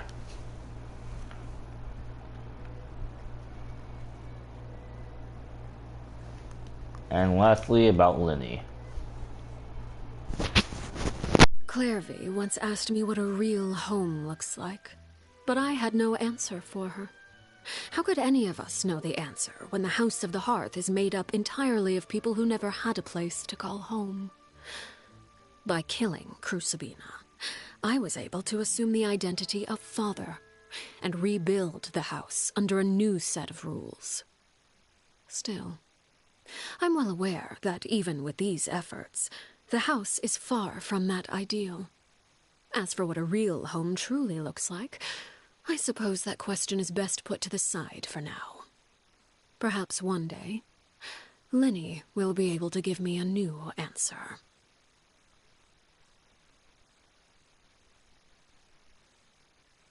Actually, I think there's one more I'm missing.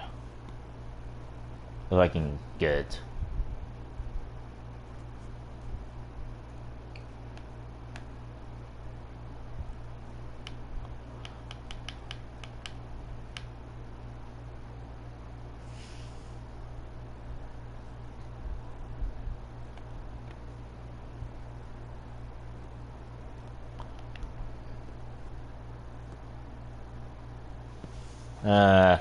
Never mind.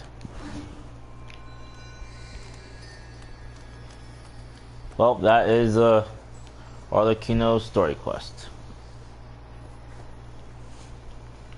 It was all quite the it was quite the story.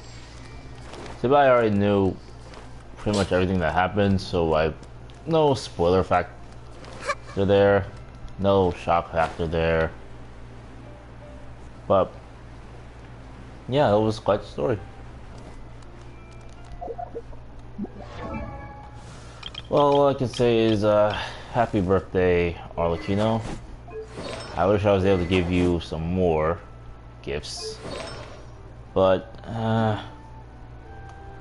I'll promise I'll come up with something next year for her.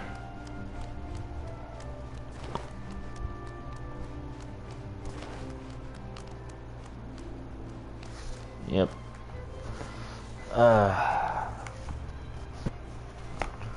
Alright, I gotta see if I can pack some things up.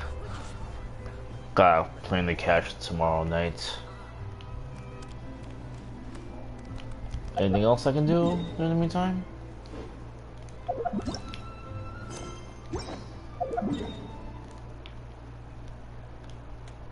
Yep, so let's clean the treasure is here.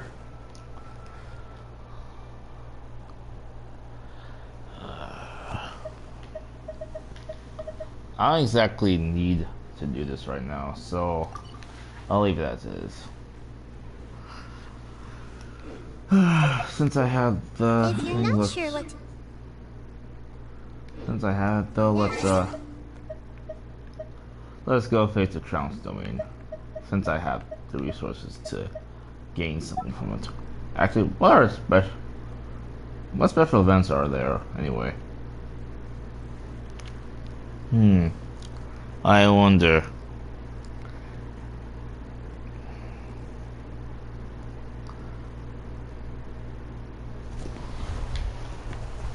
Prepare for the Sacred Flame pilgrimage to see 3 new weapons.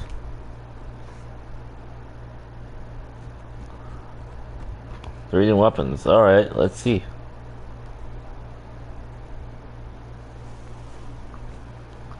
Off we go to the nation of Pyro. War and fire. War rages on like an undying flame.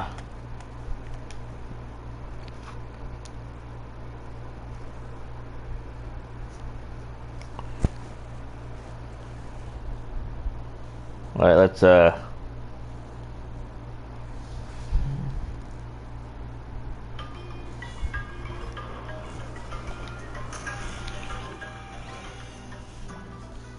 this this thing's crappy ass Wi-Fi.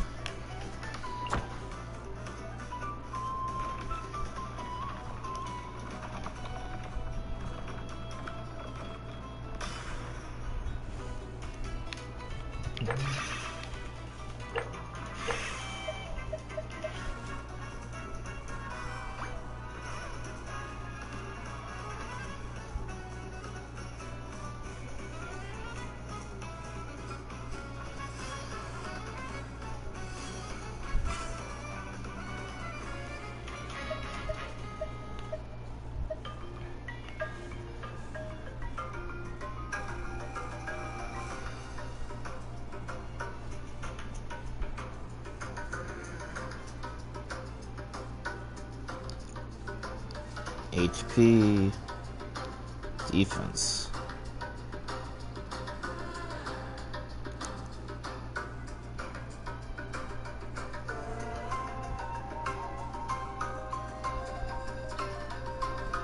Huh. That's interesting.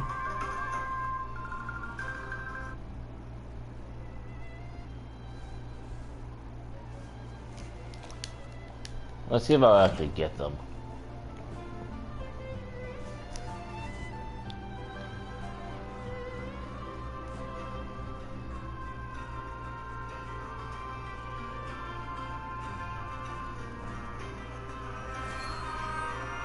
After the update. Oh, come on. Yeah, I'll come back to...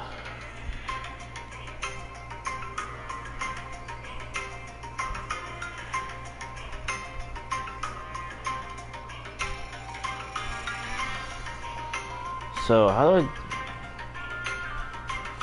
I... forget. I'll sort that out later. So I have to wait for the update to go grab what out of the new shit. Okay. Let's see here.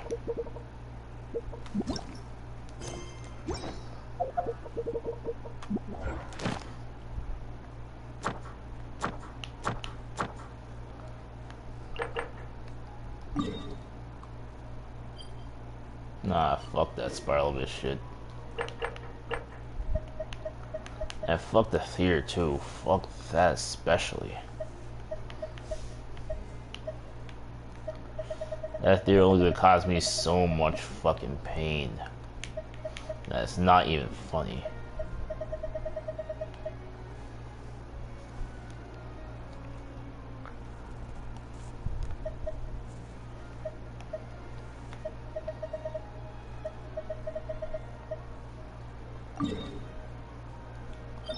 Alright, I guess we're near.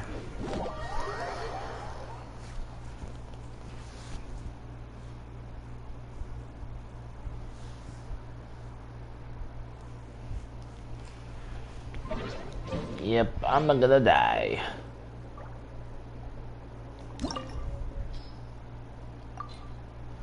I'm gonna get my ass beat. Whoa, whoa, whoa, whoa, whoa. Why do I keep doing that?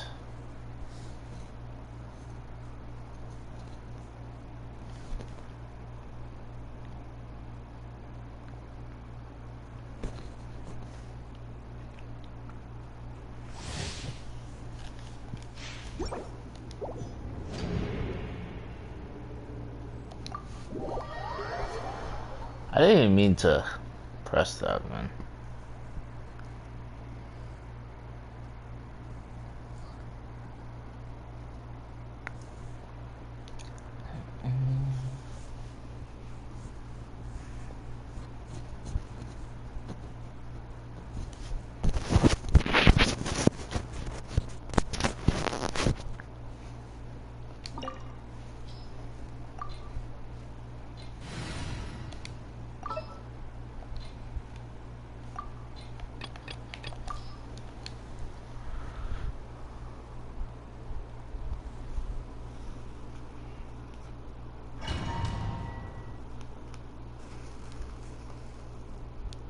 There's not many characters that I actually decided to put to enhance all the way to level 90.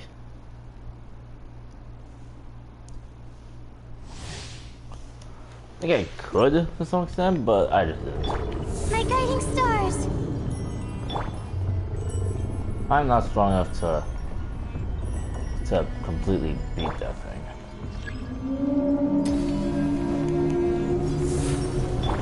Transfixed.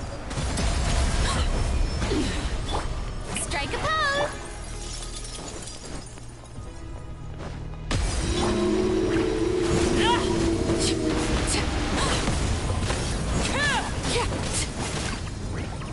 Not now.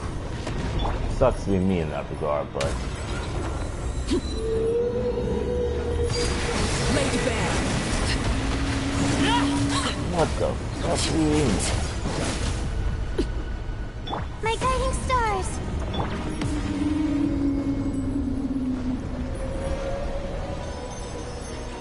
Let's light it up.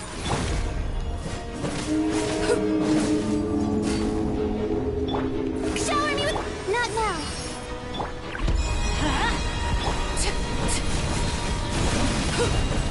Witness my rise. Overruled. The night is cold.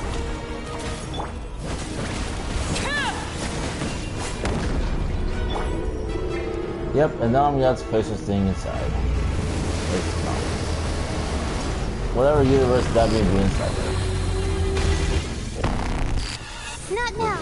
Cold. Mine to them. Bring it on. Everybody stand back. Laid bare.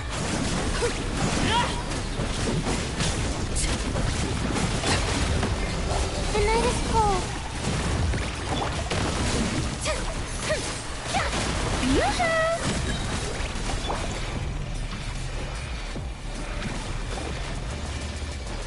My guiding stars. Guard me.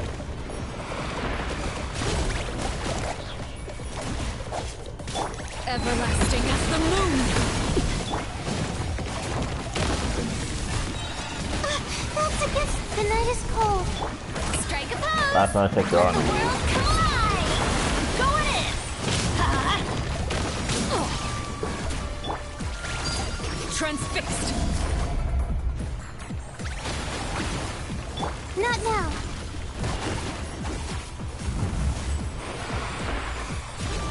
And now I don't have a God damn. The night is cold. He is strong. This is just a dream.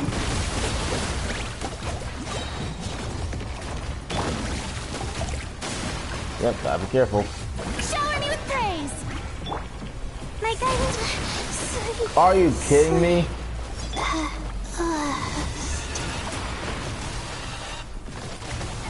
Stand back!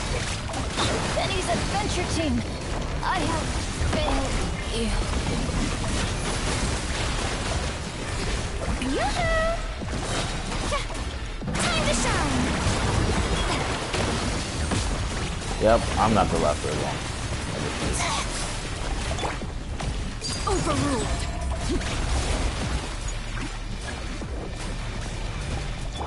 I'm bone. Oh, I'm not. But I don't have enough to actually beat him. Oh, brilliant! Let my name echo in song!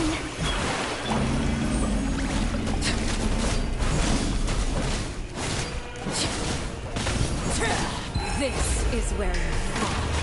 Transfixed.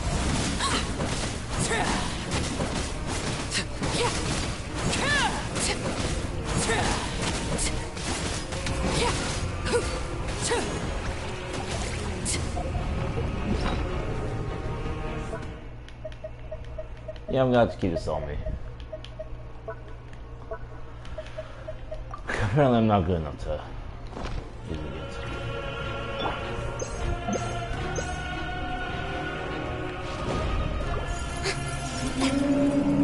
Alright, just a matter of survival.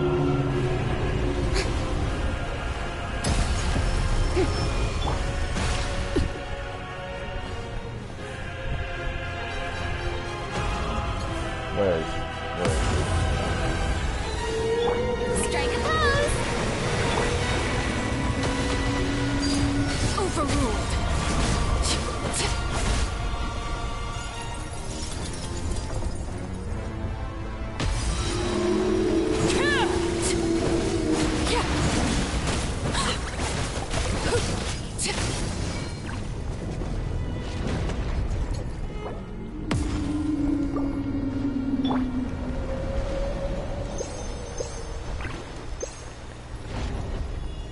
I'm going to perish.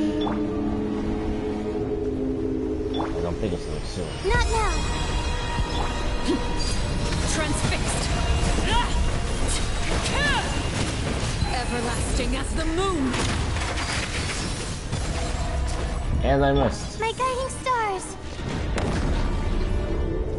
I'm skewed. I'm boned. I'm boned. I don't think I'm gonna be able to start this in the second part.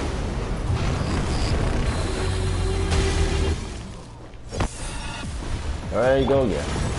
Shower me with praise! Oh, I have less health this time, so that may help me a little bit.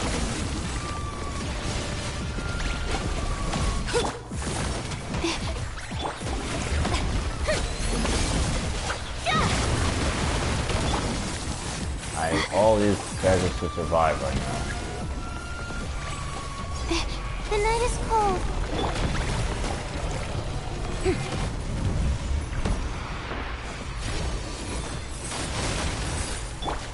Laid bare.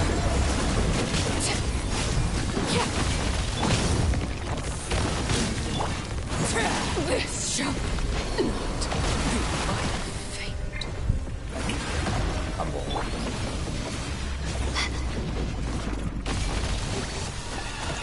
My guiding stars!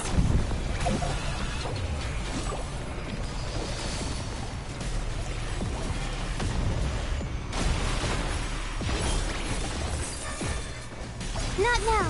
Don't be scared. No, no, no, no!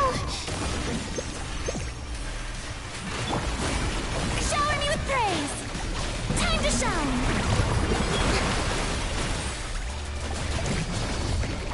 Yep, I'm gonna do it for now.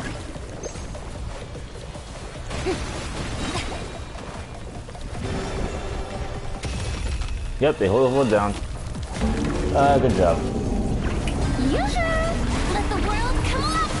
This is where you fall. Transfixed.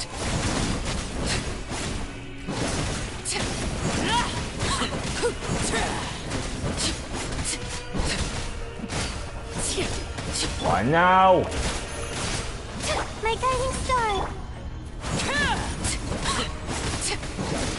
I don't want to watch this. I'm blowing.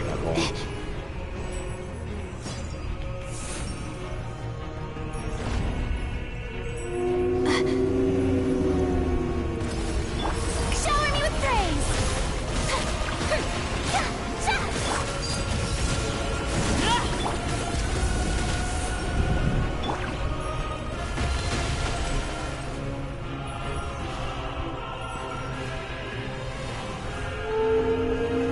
Oh no!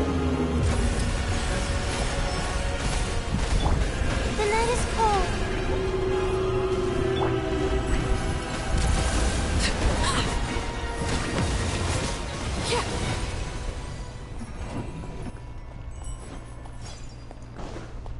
We got farmed.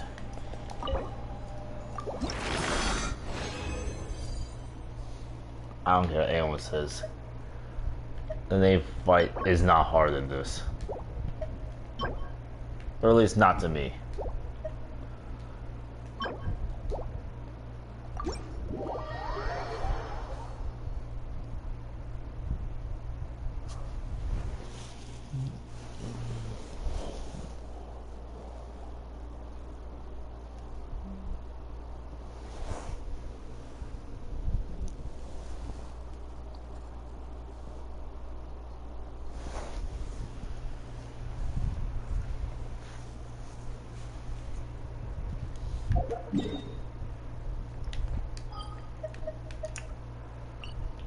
Huh.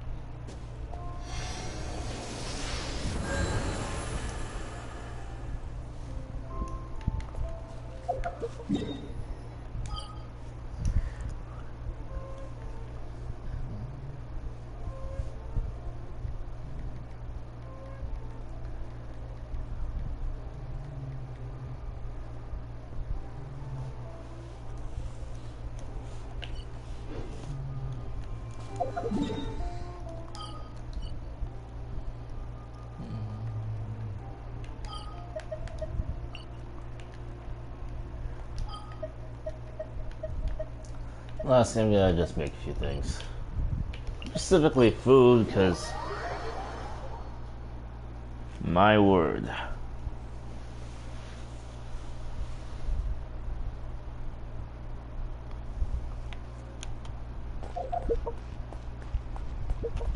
Wait a minute, I didn't gain. Wait. Yeah, as I thought, I didn't gain the F from that. I do wonder why do I not gain something from that though. That's actually a bit irritating.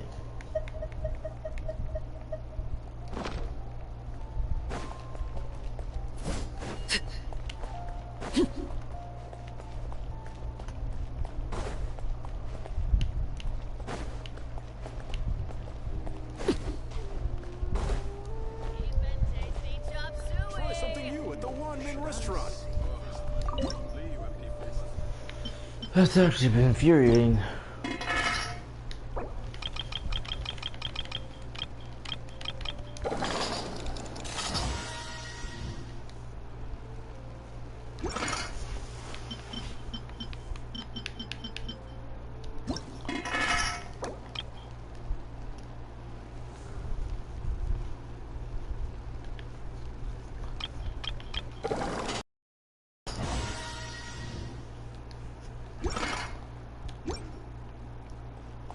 Yep, and that will conclude for the stream. I should have been on hiatus, but I just want to get this done for Arlecchino's birthday.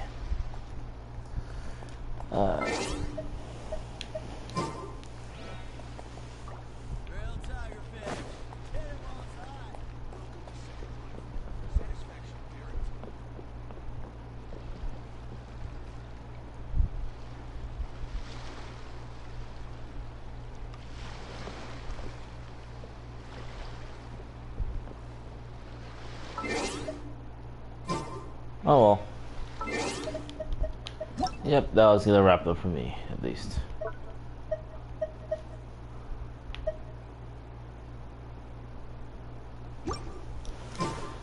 Alright,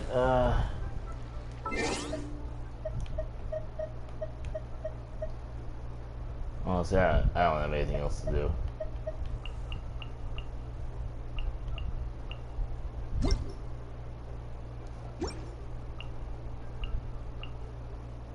What could the children go to? Never mind. Let them do as they please. I have 1989 fates, which I'm gonna save for a different time, I guess. Alright.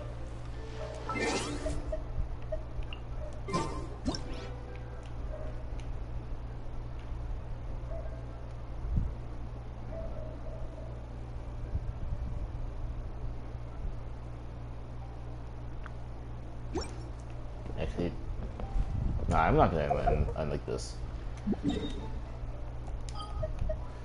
Let me gather the squad.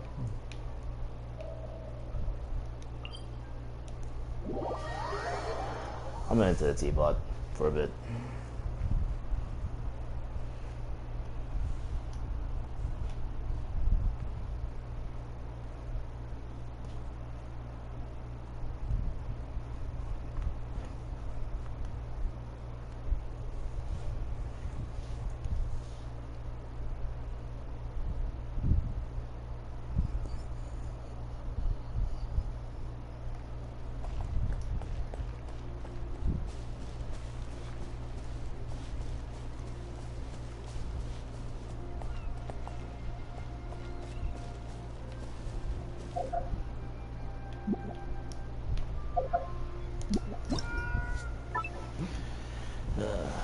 I didn't set the place up for.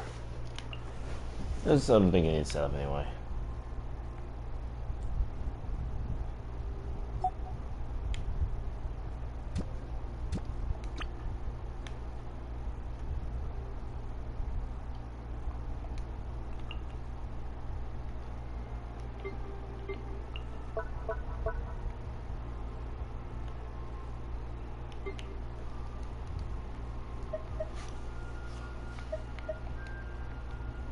Is there a way to remove something?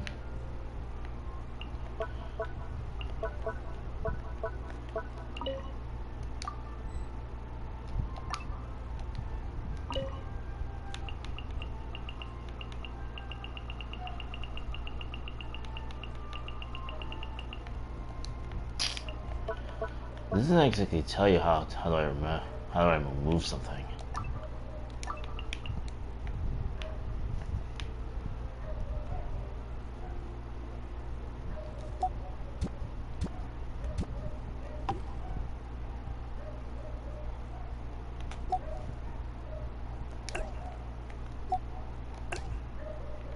Oh, there you go.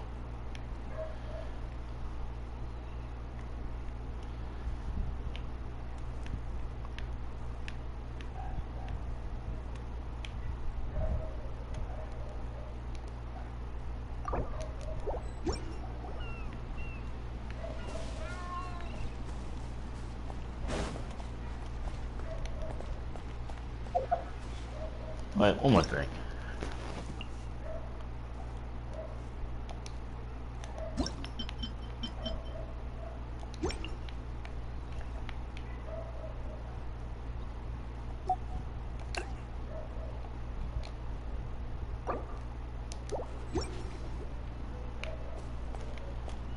Alright, inside the house.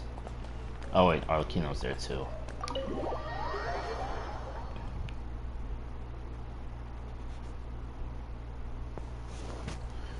Oh well.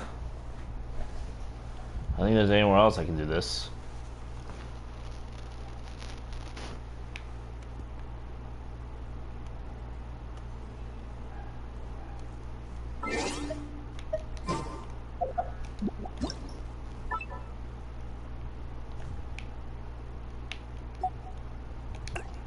I had to put you somewhere else.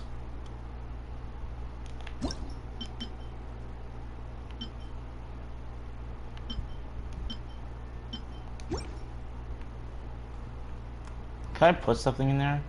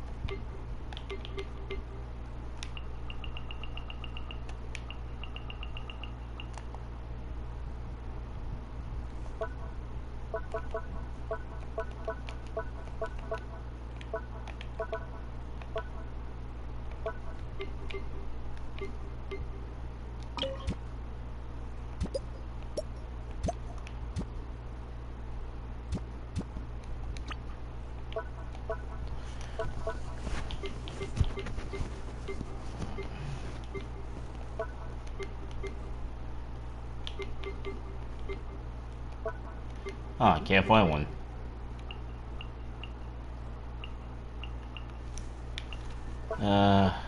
Damn shame.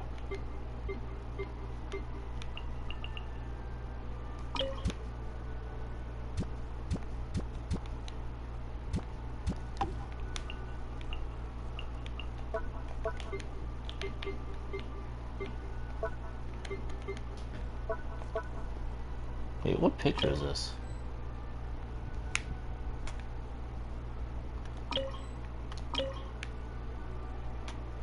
Eh. Oh, is that awkward photo? I don't have everyone involved in this photo. Well, I'm missing 2 people involved. No, 3.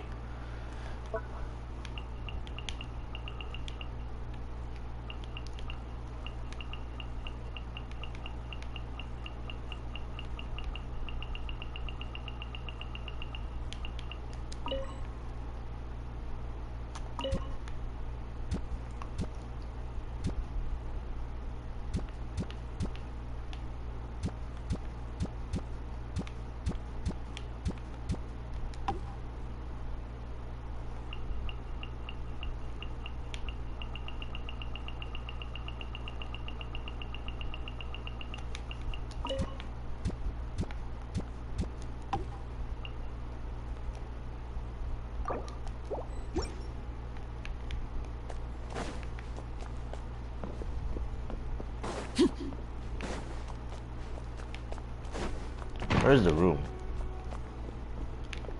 What is this photo?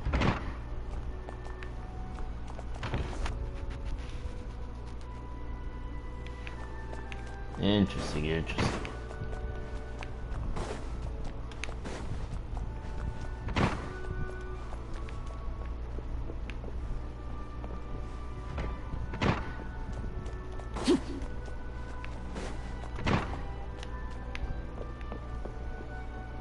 Oh, where are they?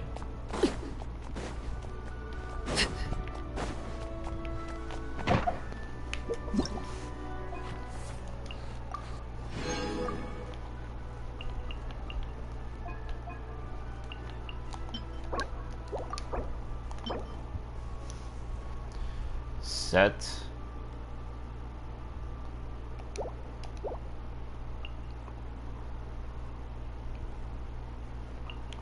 What the hell?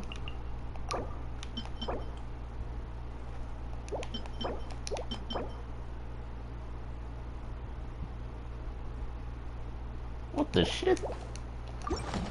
Alright then. Oh, since they don't seem to be here, for some reason I can't find them.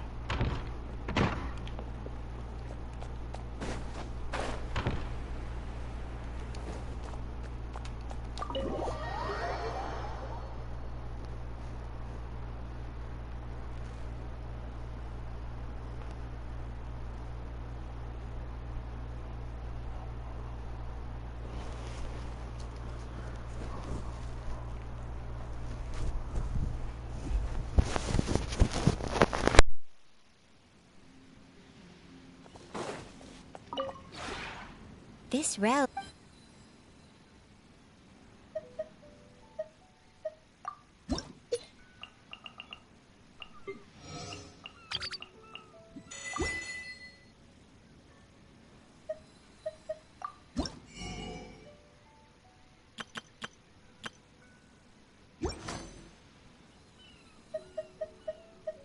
If you ever have it.